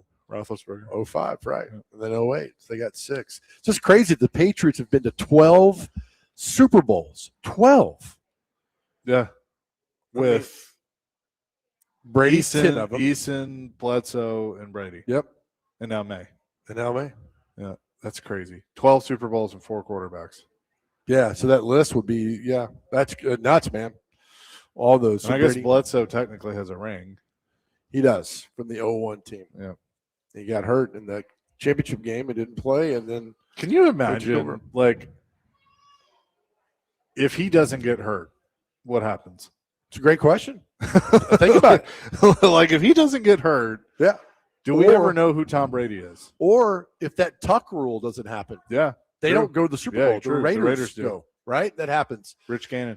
You talk about great injuries throughout. If Trent Green doesn't blow his knee out in a preseason game, Kurt Warner doesn't play in 99 at all. Does not play because Dick Vermeil loved Trent Green. When Dick Vermeil went to the Chiefs to be their head coach, who was his quarterback? Trent Green. Was Kurt Warner, wasn't he the third string quarterback going into training camp? It was Tony Banks was number 2 from Michigan State. He played everything revolves around Michigan State. And then Trent Green was number 1. He just outplayed because Tony Banks. And then Tony Banks went in 2000, I think this is correct, to the Ravens and won the Super Bowl ring for them. I believe that is correct. He was Down Dilfer's backup. Yeah. Well, and Dilfer didn't start the whole year, I don't think. Did not start the whole year. No. Yeah. We should get him on someday. Be a fun question. That'd be fun to interview. I mean, if you behave yourself, I could. Will not. I will not behave myself if he comes on. No way at all. But yeah, so I mean, all the Super Bowl talk will hype up next week when all the teams arrive out there and everything gets going for the game out in Santa Clara, which is to be fun. I still think the Seahawks win by. I think this might be one of the biggest blowouts ever in a Super Bowl. Patriots can't score because they're just the offense isn't there yet. Nope. Defense, yes, but offense, I would say no. I mean, how do you stop that Seahawks? I mean, Darnold's throwing darts. Yeah. Cooper Kupp and Jigba is fantastic. Smith and Jigba is the best receiver in football right now. He's always open. And like, I don't want to sit here. You know, people are like, "Oh, the Titans passed on them." They did, but I mean, I don't know. I would have. You could have gone receiver at 11, but you went guard. Don't play the game. Or 8 or 7 or whatever it was. Because if you start playing that game, you go back to 2017. Yeah. When you could have had Mahomes. Yeah. You took Corey Davis. I mean, that the revisionist history draft game will drive you absolutely insane. Yep. I mean, you know, by all accounts, Tom Brady at 6 rounds should have never made the team. But he did. Made the team, and look what happened after that. So that's why it just drives you crazy. On Madden 2000, he was simply known as QB12. Is that it? I love it. I love every year they post a picture of him at the combine. He's like, stop doing this. I think it's funny, man. Who's got the Super Bowl this year? NBC? Yeah. Okay. Yeah. Coming up next, we'll shift gears, talk a little hockey with Greg Wyshynski from ESPN. We will do that. Coming up next, Chasing Big Joe live at the Omni, 102.5 The Game.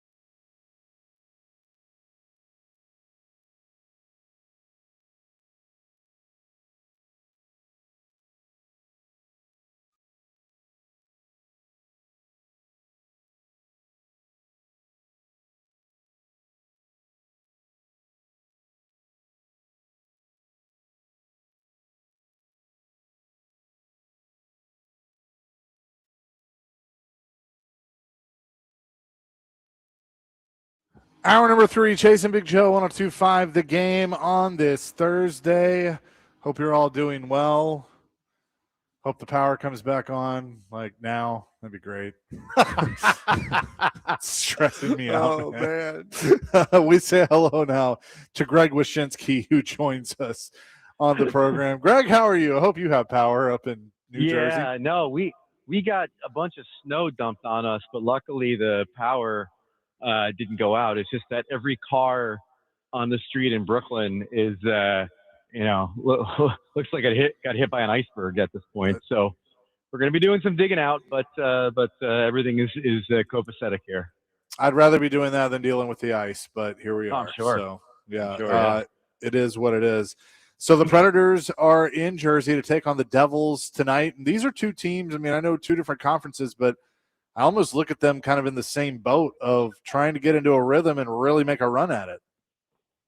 Oh, no, certainly. And, the Devils have, started to make a couple of tweaks here and there. They trade Andre Palat, who had been sort of a disappointment for them, to the Islanders in the hopes of kind of changing up their roster a little bit. For them, it's probably been the same thing as with the Predators, where for every step forward, it feels like a giant stumble back, and they've just not been able to really find any momentum to climb up the standings. And it's been a real disappointing year. I mean, obviously losing Jack Hughes for the amount of time they lost him is impactful and one of the reasons they're in the pickle that they're in. But since he's come back, their offense has just been atrocious. They've just not been able to really generate much offensively with him back in the lineup. So, yeah, this is as everyone knows, as we get deeper in the year, they're all must-wins. But for Jersey in particular, based on the way they've been playing and coming off a loss against Winnipeg at home, this is as close to a must-win as you're going to see. When you watch Nashville right now from afar, what do you see? The poorest defensive team. It's kind of incredible. I looked at the numbers before we hopped on, and for the last month of the season, I think they're like 5th or 6th from the bottom as far as goals against. And some of that's the goaltending. I mean, the numbers for UC Saros in the last month haven't been stellar, but I think more than anything else, it's probably what's happening in front of them that's really been the culprit here. So, again, like, they've done some good things. They're a 500 team overall in the last month, but that's not going to get it done as far as chasing down that wild card spot. And you could point to the defensive deficiencies of the team as being a real culprit. If you're a team like most of the teams in the West and a handful of teams in the East that I would say have a fighting chance to get in, but it's no guarantee. How do you look at the pre-Olympic break and then post-Olympic break and the trade deadline? Because, like I said, you got teams that are very much in the fight, but how much do you truly want to do, whether it's to sell off or to add, knowing that it really could be a crapshoot? Well, I think a lot of these GMs are realists. Like, I saw Barry's comments the other day about how everything's still on the table despite this team only being like 4 points out of a playoff spot. And I think that's probably the right way to work it. Doug Armstrong of the St. Louis Blues, their GM, recently, was lamenting what a bad season it's been for them. But he's the guy that I always think about around the trade deadline, because he's one of these realists in the league that's like, hey, our record is okay. We're chasing a playoff spot, but I don't think we're any good. And a lot of times he's been one of the guys to sell, even if his team is in reasonable position to try to make the playoffs. And I think that ultimately that's probably the right approach when it comes to the Predators, for example. An O'Reilly trade should be on the table, even if they're only 4 points out of the playoffs, because of how much that could bolster the next phase of this team under Barry Trotz, and what the return could be, because there's so many teams right now looking for that exact kind of center. We're talking to Greg Wyshynski on the Chasing Big Joe show. Greg, Ryan O'Reilly's playing really good hockey right now, and if you're on that edge of like, do we keep him down the playoff run? I think you'll get high return for him right now. If you're Barry Trotz, this is a a dilemma that you probably don't want, right? Because if you trade him and you can get all these great assets back, but if you trade him at the same time, you're kind of sending a message like, well, we'll try harder next year. I mean, it's a catch-22, right?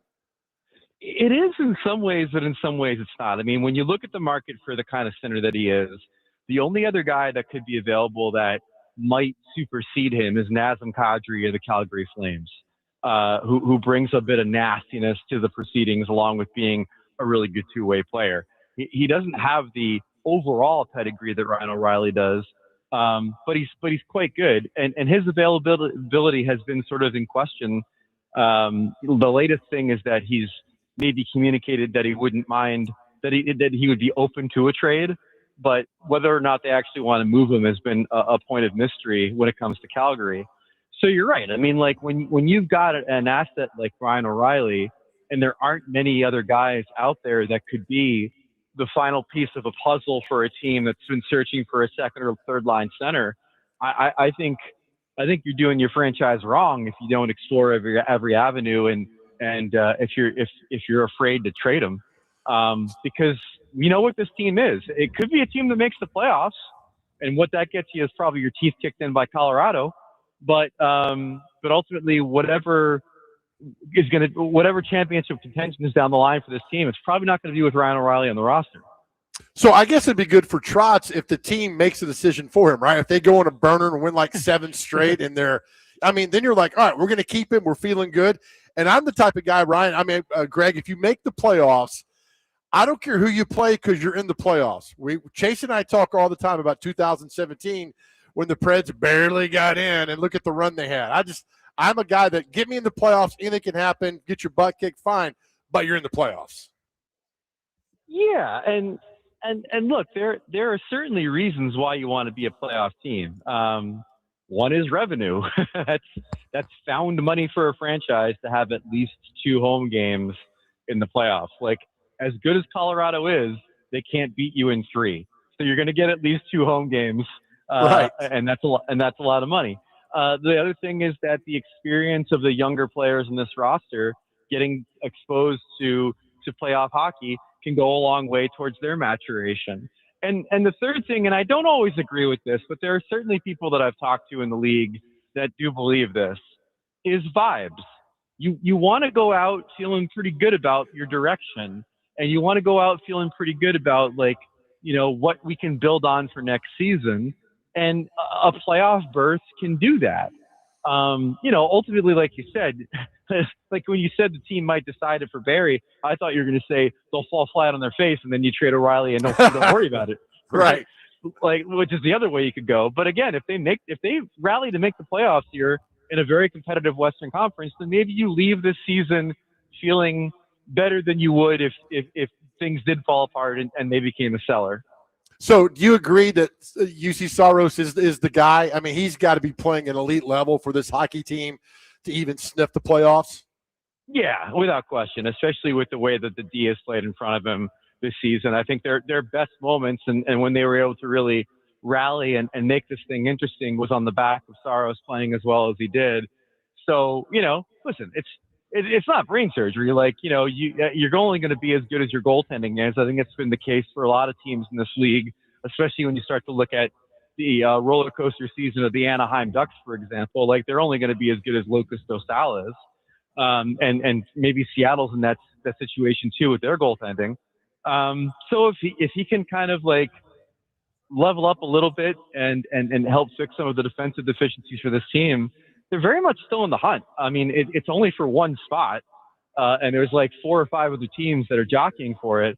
But by no means is the season going to be written off at this point, which is something I don't think a lot of us would have thought we would say it on December 1st. Greg Wyshynski is with us from ESPN. Do you sense a major trade coming before the Olympic break? And could it involve a member of the New York Rangers? Yeah, I mean, it's subtle, but when you stop playing a guy and you say it's for roster reasons, you tend to believe that a trade is going to happen. First of all, if they don't trade him before the Olympic break, then I don't think they're doing right by the guy. Like, you don't pull him out of the lineup and then not trade him before the Olympic break. And Panarin's a really interesting player insofar as where he wants to go and who could use him. Because the trick here is that he has trade protection, and he also has made it clear that he doesn't want to have to make two different decisions. He wants to just go to a team and sign an extension and be done with it because he is a free agent this summer. And so that narrows the market, obviously, for the Rangers pretty significantly. But it does leave some interesting teams on the table. San Jose, according to reports out of that neck of the woods, is open to an extension for him and has the assets to acquire him. I've long heard that Carolina has been a fan of his. I don't know if he wants to end up in Raleigh. Detroit, where he's got two old friends in Patrick Kane and Alex DeBrincat there. I mean, like, there's a number of really interesting possibilities for him, but it really boils down to where he wants to spend the next, 3, 4, 5 years on a new contract. And the answer is Florida, and I don't think they're trading for him. I don't think they've got the cap space to really do that at this point. But again, they've pulled rabbits out of their hat before, but that's kind of where he really wants to go, and I don't know if that's available to him. Greg, Buffalo rode in town the other night, played the Predators, and I see now, they have a legit shot of making the playoffs for the first time since 2011. And I asked that, what city would you like to see an NHL team make that run to the Stanley Cup final? That hadn't done in a long time because, we remember what happened here in 2017. It was just wonderful for Nashville. Would it be awesome for Buffalo just to have that same kind of run? Well, first off, thank you for not pointing out that the New York Jets are the only team with a longer playoff route right. than the Buffalo Bills. I'll point that out for myself. Buffalo would certainly be very high on that list only because it's been so long and because, as we've seen with the Bills, that fan base will make it an absolute party if they were a serious cup contender. I mean, we've not seen a Sabres jersey go through a flaming table, but I think we would if the Sabres really made a push. The other team I'd say, and this is a team that I think is more akin to what we saw with Nashville, is the Columbus Blue Jackets. This is a team that's had just zero playoff success outside of that big upset of Tampa that one year. And it's a market that I always felt was ready to pop. It's a college town. There's a lot of enthusiasm for hockey and for that franchise. They've just not had any success to really foster it. And so that's a team I've always been excited. It's going to happen at some point where they're going to go on a run and we're going to see just just an explosion of support from a bunch of Ohio State kids coming to games and partying beforehand and everything. That'd be one team that I really want to see kind of have their moment at some point. Yeah, I would agree. One non-hockey question for you. You brought up your New York Jets. The Titans have just introduced Robert Saleh as their next head coach. What were your thoughts on him as a head coach, and do you think he could be a good fit? My thoughts on him was he was a great coordinator. The defense for the Jets was unimpeachable when he was there, and I'm sure he'll do the same thing for the Titans. The question is whether or not he's kind of learned how to be a better head coach after his stint with the Jets, and the answer could be yes. I mean, it's just like the NHL where everybody needs to get fired once before they become a real good coach. The only guy that didn't have to do that was John Cooper, and so I'm optimistic. I'm happy to see him get another chance. The Jets are obviously an insane asylum, and anybody who escapes and does well, I'm happy for. That's why I'm backing Seattle in the Super Bowl. That and the fact that I hate the Patriots. And so, I'm hoping that this works out well for the Titans and for Robert Saleh. Are you going to go see the Preds play while they're up in the metropolitan area of New York, New Jersey? I am. I don't know because I'm actually headed to Tampa on Saturday for the Stadium Series game between them and Boston, the pirate-themed fun fest at Raymond James Stadium. That's my official return from paternity leave, and what a return it'll be to be in Tampa with an outdoor hockey game and the Gasparilla Pirate Festival happening at the same time. I can't even wrap my brain around what it's going to be like to be in that city this weekend. Oh, nice. I've been to that thing, and just say it'd be better just if you stayed in your hotel room for the while you're down there. Well, I mean, that is part of the math for me right now is I got to figure out how to get from my hotel, which apparently is in the heart of the Pirate Festival, to the Stadium Series game. Maybe one of the boats can sail me there. The Jolly Roger flying in the air and me on the mast as I point my way towards Raymond James Stadium. Fantastic stuff as always, Greg. We appreciate it. We'll talk to you next week. Anytime. Greg Wyshynski from ESPN, presented by Old National Bank. Get old. Appreciate Old National Bank for being on board with Greg. Robert Saleh still speaking to the media. We cannot carry that legally, so we'll have some clips and stuff whenever it is done and hear some of that. But we'll read some quotes coming up next. Chasing Big Joe, 102.5 The Game.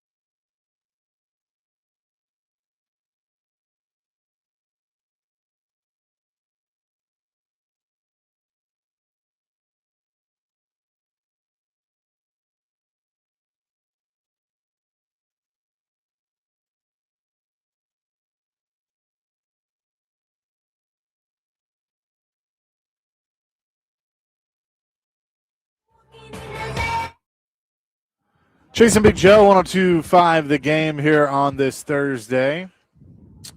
Do want to address this because a few people have texted in about it.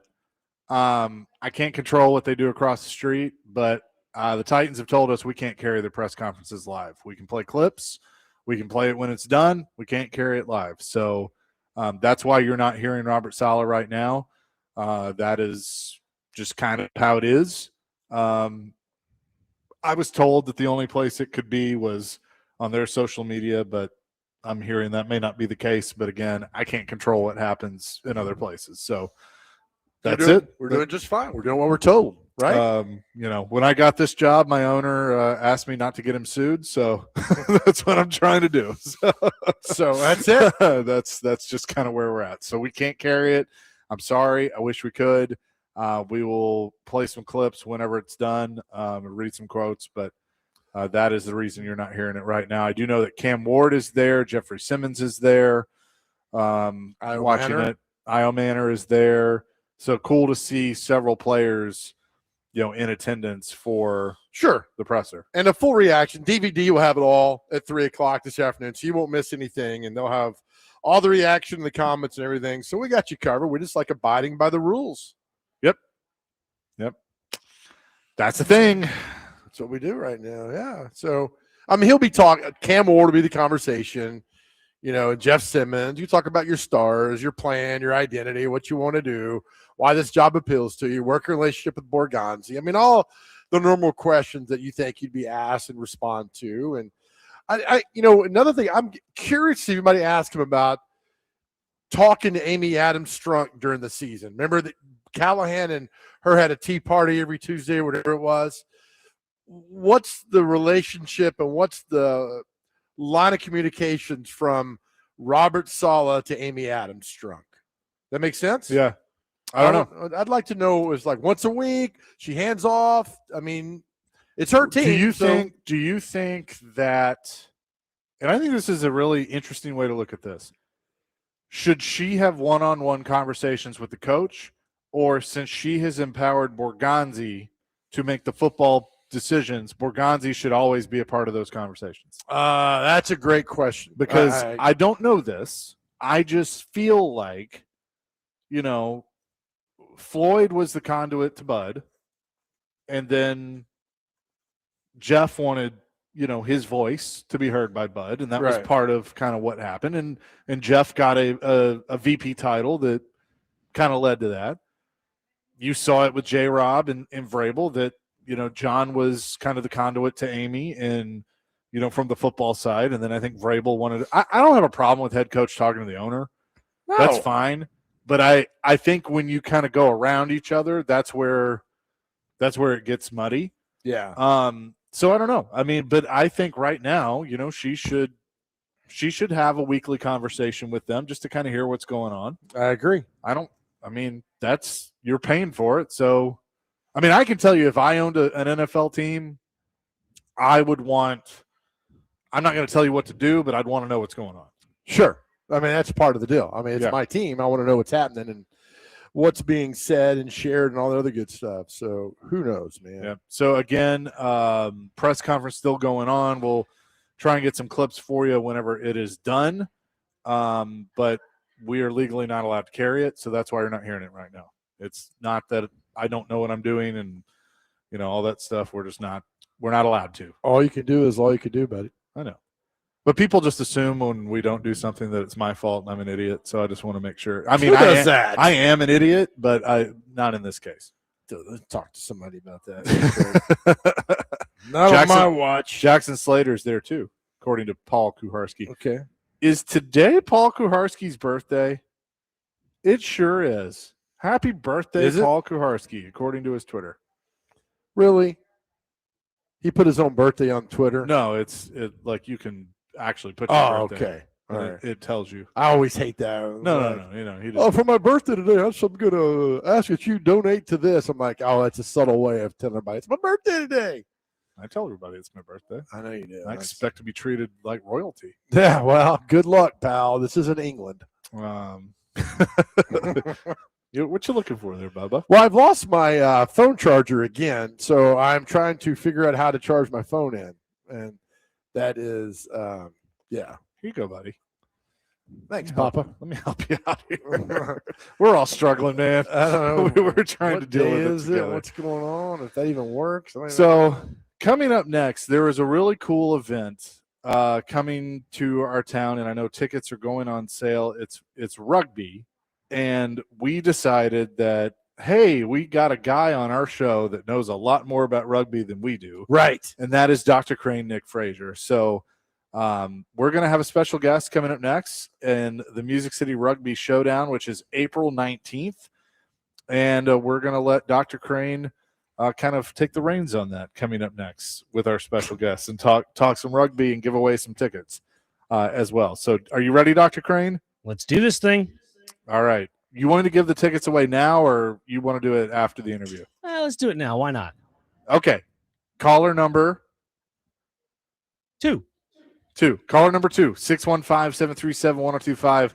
You can win them before you can buy them to Major League Rugby as the Chicago Hounds, Smithers release the Hounds, face the New England Free Jacks in the Music City Rugby Showdown What? at Geodis Park on Sunday, April 19th. Caller number 2, 615-737-1025. We'll do more with that coming up next. Jason Big Joe, 1025 The Game.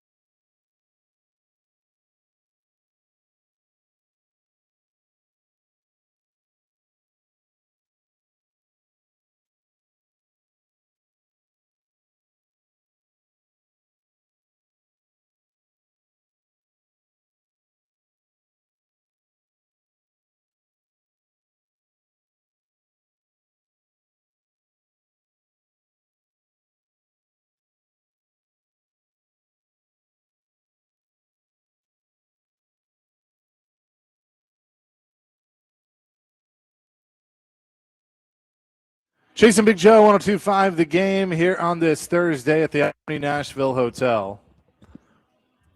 We hope to be joined by Hounds CEO James English as a big rugby showdown coming to Geodis Park in April. The Music City Rugby Showdown is what we'll be telling you about, but hope to hear from him in a few minutes. Robert Saleh still going with his press conference, and again, we are not legally able to air that live, but we'll bring you some clips during DVD. I did see a quote on Twitter, and I love this. He was asked how he wants the Titans to be. He said, quote, fast and violent, and maybe even talk a little bleep. That reminds me of Vrabel. Yeah. Well, we tell all the time about football. What is football? It's a violent sport. Violence. I'm telling you, they got the right head coach to lead this football team. This football team needed a kick in the ass, and they got the right guy to do it.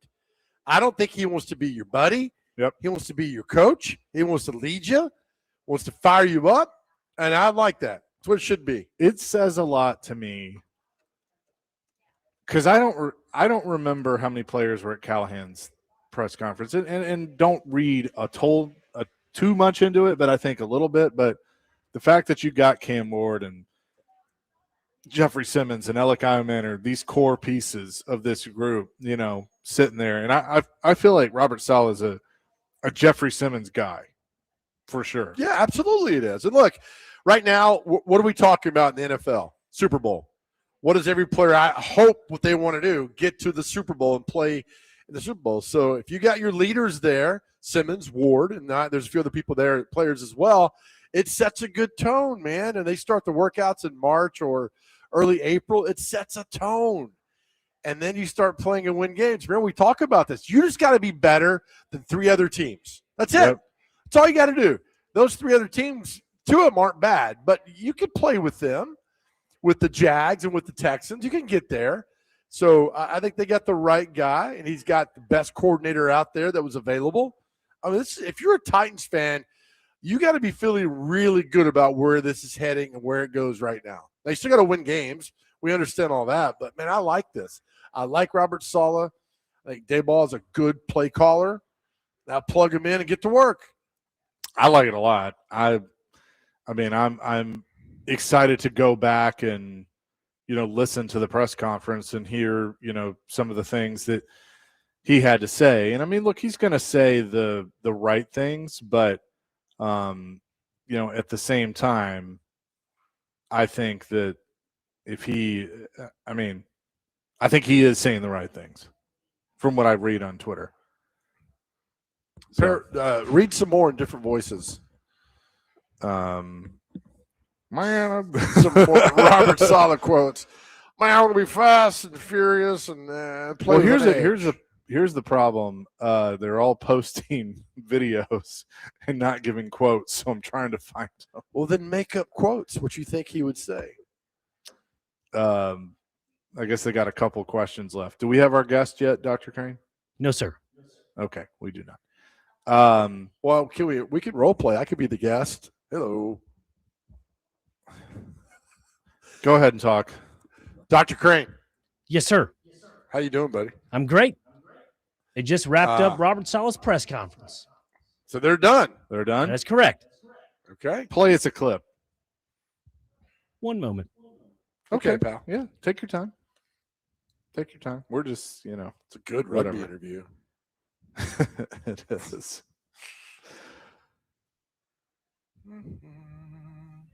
I mean, all right, thank pal. you. Go ahead, then. Nick Suss with the Tennessean.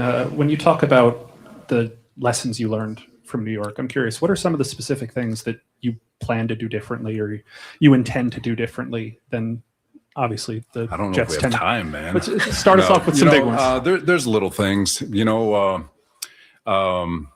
don't want to get in great detail on all that stuff, just for sake of just individuality and all that. But just one thing, and it's such a small thing. I didn't call plays in New York, and I just kind of gave it all to the coordinators, even though we were still part of the game planning and all that. I joke with Borgo.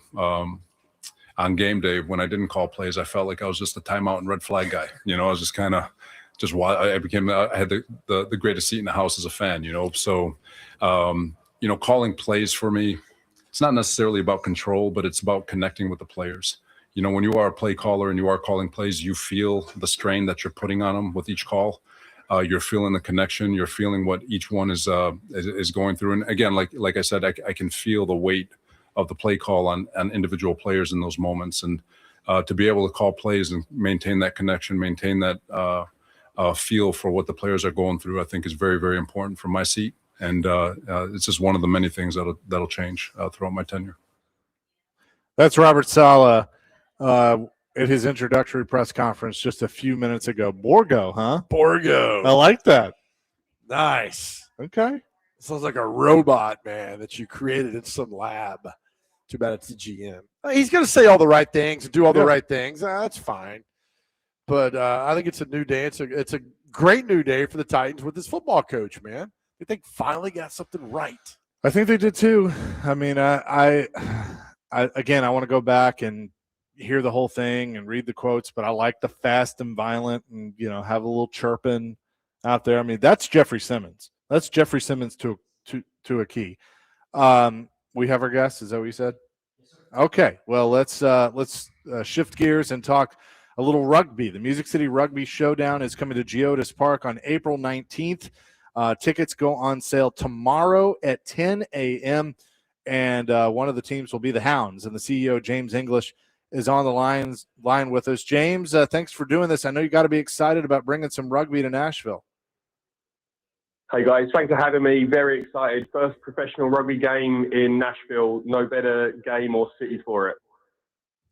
What can fans expect from seeing rugby? And most people, I would say, are probably going to be going for the first time. Yeah, I think the great thing about rugby is a real combination of some of the more well-known American sports. You know, if you take the physicality of American football, if you take the intensity and aggression of hockey, the continuous nature of soccer, the athleticism of basketball, and put it all together, you've got an action-packed, end-to-end, physical, no helmets, no pads game to really enjoy and to get stuck into. Nick? Yes, James English is on with us right now on the Jason McJoe Show. You know, James, a lot of people get enamored with rugby league that's in Australia. They get enamored with rugby union, which is kind of what MLR is. And then you also have rugby sevens and so forth. How can you help, I guess, decipher the differences for those going to rugby here in Nashville for the first time? Yeah, the principles of all three codes of the game are very similar. You've got sevens, which is very similar to rugby union, which you're going to see in Nashville, but a competition format. So that's what we see at the Olympics. As we look at rugby union moving forward and the Rugby World Cup, which comes to America for the first time ever in 2031 and 2033, that's the biggest kind of version of, we know, rugby union and Major League Rugby. That's what they're going to experience in Nashville in April. And then rugby league is a kind of slightly different code, which we see more popular out in parts of Australia. But rugby union is definitely the biggest form of the game. The last Rugby World Cup sold more tickets in Paris than the Olympics. So it's a truly global game, and we're going to bring that to Nashville and show Tennessee what it's all about. Yeah, and to add on to that, you guys are taking on the New England Free Jacks, a deep-rooted rivalry. What can you say about that rivalry going forward? It's the deepest rivalry in rugby and in Major League Rugby. I don't like the Free Jacks, I'm happy to say that, but they're a fantastic team in the fact that they're 3 times MLR champions. They've picked us to the post in 2 conference finals in 2 years. So there'll be a real edge to this game. The Hounds will come in with a real chip on their shoulder. And obviously the Free Jacks will come in as defending champions. So no better game to bring there. It's really going to be game of the year. And who are some players on the Chicago Hounds that Nashville fans can kind of get attracted to going into this game coming up? You know, what was great about the Hounds in particular and some of the other teams is you've got a great mix of international talent, but also really exciting up-and-coming domestic US talent as well. If you look at some of the up-and-coming players like Noah Brown and Peyton Wall, who are both from the Midwest, local to Chicago, young American players, really exciting, involved in Team USA as well. And then you look at more some of the more experienced overseas players like Ola Devoto, who's played for England, who will be playing at centre for the Hounds as well. It'll be a real mixture of talent on show, of both someone that the American fans can really get behind, but also experience some of the talented overseas talent as well. You know, coming to Nashville, everybody always looks at it as bachelorette parties, and obviously hot chicken. I don't know if either team will be participating in any hot chicken eating contest, but that's something to watch out for when you come to Nashville, James. Hopefully not before the game, but maybe after. But look, it's a fantastic city, and no one does live entertainment like Nashville, so we can't wait to get down there and show what we're all about and combine the two together. James, you're deep rooted in rugby. Just kind of talk us through your career and just getting involved with North American rugby here in the States. Yeah, I've been involved in North American rugby now for about 10 years or so. I originally helped found the New York MLR team and came to Chicago and found some great investment there. And now we've been running this is going into our 4th season. So, look, I'm very passionate about the way the game is, how fast the game's growing. American fans are really getting behind it and really seeing the entertainment value of rugby. And it's a really exciting time. As the MLR continues to grow, we look at having the World Cup come in 2031, having big international teams like the All Blacks in Ireland come to Chicago this year. And there's another big game in Baltimore with the All Blacks in South Africa this year as well. And the USA men's team and women's team are going from strength to strength. So it's an exciting time to jump on the bandwagon and come become experienced and become a rugby fan. James English is on the line with us here on the Chase and McJoe Show. James, we appreciate your time and look forward to the upcoming matchup at Geodis Park, April 19th. Again, tickets go on sale tomorrow morning, and you can get all that at chicagohounds.com. James, again, appreciate the time, and best luck coming up. Thanks, guys. We hope to see you there. Absolutely. And that's James English here on the Chase and Big Joe Show. Joe, what a phenomenal interview with James English. That was great, Chicago man. Hounds. Good job. It was. I was hoping for more questions. Were you Nick, really? Nick, you're the rugby guy. That is true. And we knew that you could handle this. And no, seriously, appreciate my buddy Matt Cruz for reaching out, doing this event at Geodis Park coming up April 19th. So it will be a fun one for sure. Coming up next, we'll tell you what day it is and celebrity birthdays. Chasing Big Joe at the Omni, 102.5 The Game.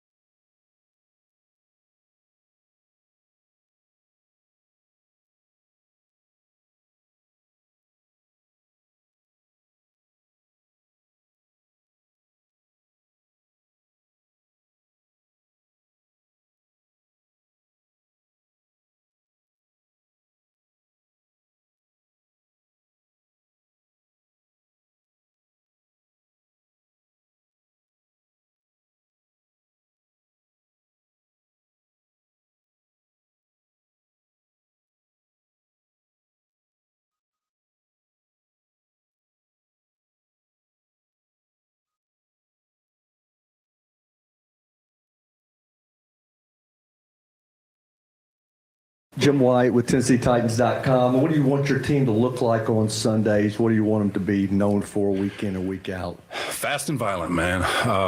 Play in and play out. We're going to play with speed. We're going to play confident. We're going to have some swag. Talk a little, but I want them to show who they are, play in and play out. And like I said, the one thing that you'll notice is the speed at which we play and the violence at which we do it. Love it. Absolutely love it. Robert Saleh, new Titans head coach, just introduced. Fast and violent. Not a fan of the cursing, though. We got to do better on that. That's all right. We'll talk to him about that. There you go. Chasing Big Joe live today at the Omni Nashville Hotel at Bar Lines. Appreciate them for having us. We might stick around tomorrow. Who knows? But with that, let's get to what day is it and celebrity birthdays. All right. First on the list, we have Curmudgeon's Day. So that's us right now. Also, 100%. Free Thinkers Day. There's that. That's us every day. Be a free thinker curmudgeon. Is that a thing? Maybe. Yeah. National Carnation Day. So there's that. Sing Eye Dog Day. So if you have a helping dog, help you out, walk, whatever. National Puzzle Day. It's my brain. National Corn Chip Day. Delicious. And to wrap it up, it says Argentina, but it's an Italian dish. Gnocchi Day. So. Oh, there you go. All right. Good job, pal. All right, time for celebrity birthdays. Get these within 2 on either side of the actual birthday, how old they are. First up, Chase, you go first. Greg Louganis. How old is Greg Louganis, the former Olympic diver? 73. 77. 66. Dr. Crane, how old is Steve Sachs, the former Dodger Yankee who got the yips in baseball? 72. Also appeared in one of the greatest television episodes of all time of The Simpsons, Homer at the Bat. Steve Sachs, I'm going to say, is 66. Exactly. 2-0. Chase, you're up again. Andre Reed, former Buffalo Bills receiver. 54. 50? 62. Dr. Crane. Wow. Dominic Hasek. The Dominator. Hockey player. I'm going to go 49. 57. 61. Chaser, former Chicago Bull, former Oklahoma Sooner. Stacey King won 3 titles with the Bulls. 63. 65. 59. Dr. Crane, Aeneas Williams. 70. Great DB for the Cardinals. 62. 58. Chaser, he's from Memphis. How old is Mark Gasol? I don't think he's from Memphis. With the high school there. Did he really? He did. With the Lausanne. Thought they were from Spain. They might be, but he went to high school in Memphis. Anyway, Mark Gasol, 48. 41. 41 exactly. Nice. Tied at 2. Dr. Crane, you go. Guys, we got to get this one on the dot because that's the music we're playing behind us. How old is Tom Selleck today? 62. 81.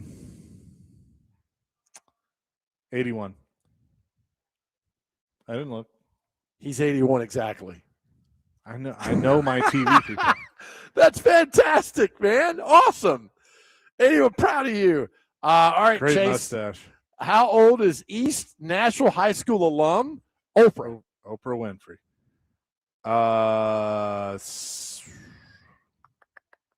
74. 76. 72. Chase, we're up 5-2. Dr. Crane, how old is Heather Graham? She was in Austin Powers. She was in Boogie Nights. The Hangover. The Hangover. Heather Graham. 57. 56. 56 exactly. 7-2. Chaser, how old is Sarah Gilbert? She was on Roseanne. And The Big Bang Theory. Killing it, man. 54. 52. 51. Dr. Crane's on the board. It's now Nice. 7-3. Dr. Crane, how old is your favorite singer, Adam Lambert from Queen? 73. 44. 44 exactly. It's 9-3. Hold on, we're not going real quick. Chaser up next. How old is director actor Ed Burns? He was in Saving Private Ryan, other movies. 63. 60. 58. How old? Dr. Crane's guitar player Johnny Lang. 70. 52. 45. Chaser, how old is country singer Arlene Mandrell, Barbara's sister? 2 more. 71. 70. Oh, God, dang it. Good job, Dr. Crane. It's 9-5. 1 more. How old, Chaser, is actress Judy Norton? She was on the Waltons. 83. 80. 68. Chase wins 9-5. Man, you had Working it. Dr. 9 to 5. Well done. That is going to do it for us today. Hey, as we leave the show every time, to our guys out there, listen, I know it's been a rough week. I know what's going on. If you're struggling, please reach out and talk to somebody. Please know, we said every time, our world is a better place because you are here. You are so absolutely loved. We need you here. You're so strong. I need you here. Your family needs you here, and know that you are powerful. I understand some rough days, man, but there are better days ahead, and I need you to be part of those right now. Know that we love you, and more importantly, more than anything else in this world, is that God loves you. Amen to that. Peace, love, rock and roll. DVD coming your way next with full reaction to Robert Saleh's introductory press conference. That is all ahead. Plus, I'll have Preds pregame for you at 5 as they're in Jersey to take on the Devils. We're back at it tomorrow at noon on 102.5, The Game.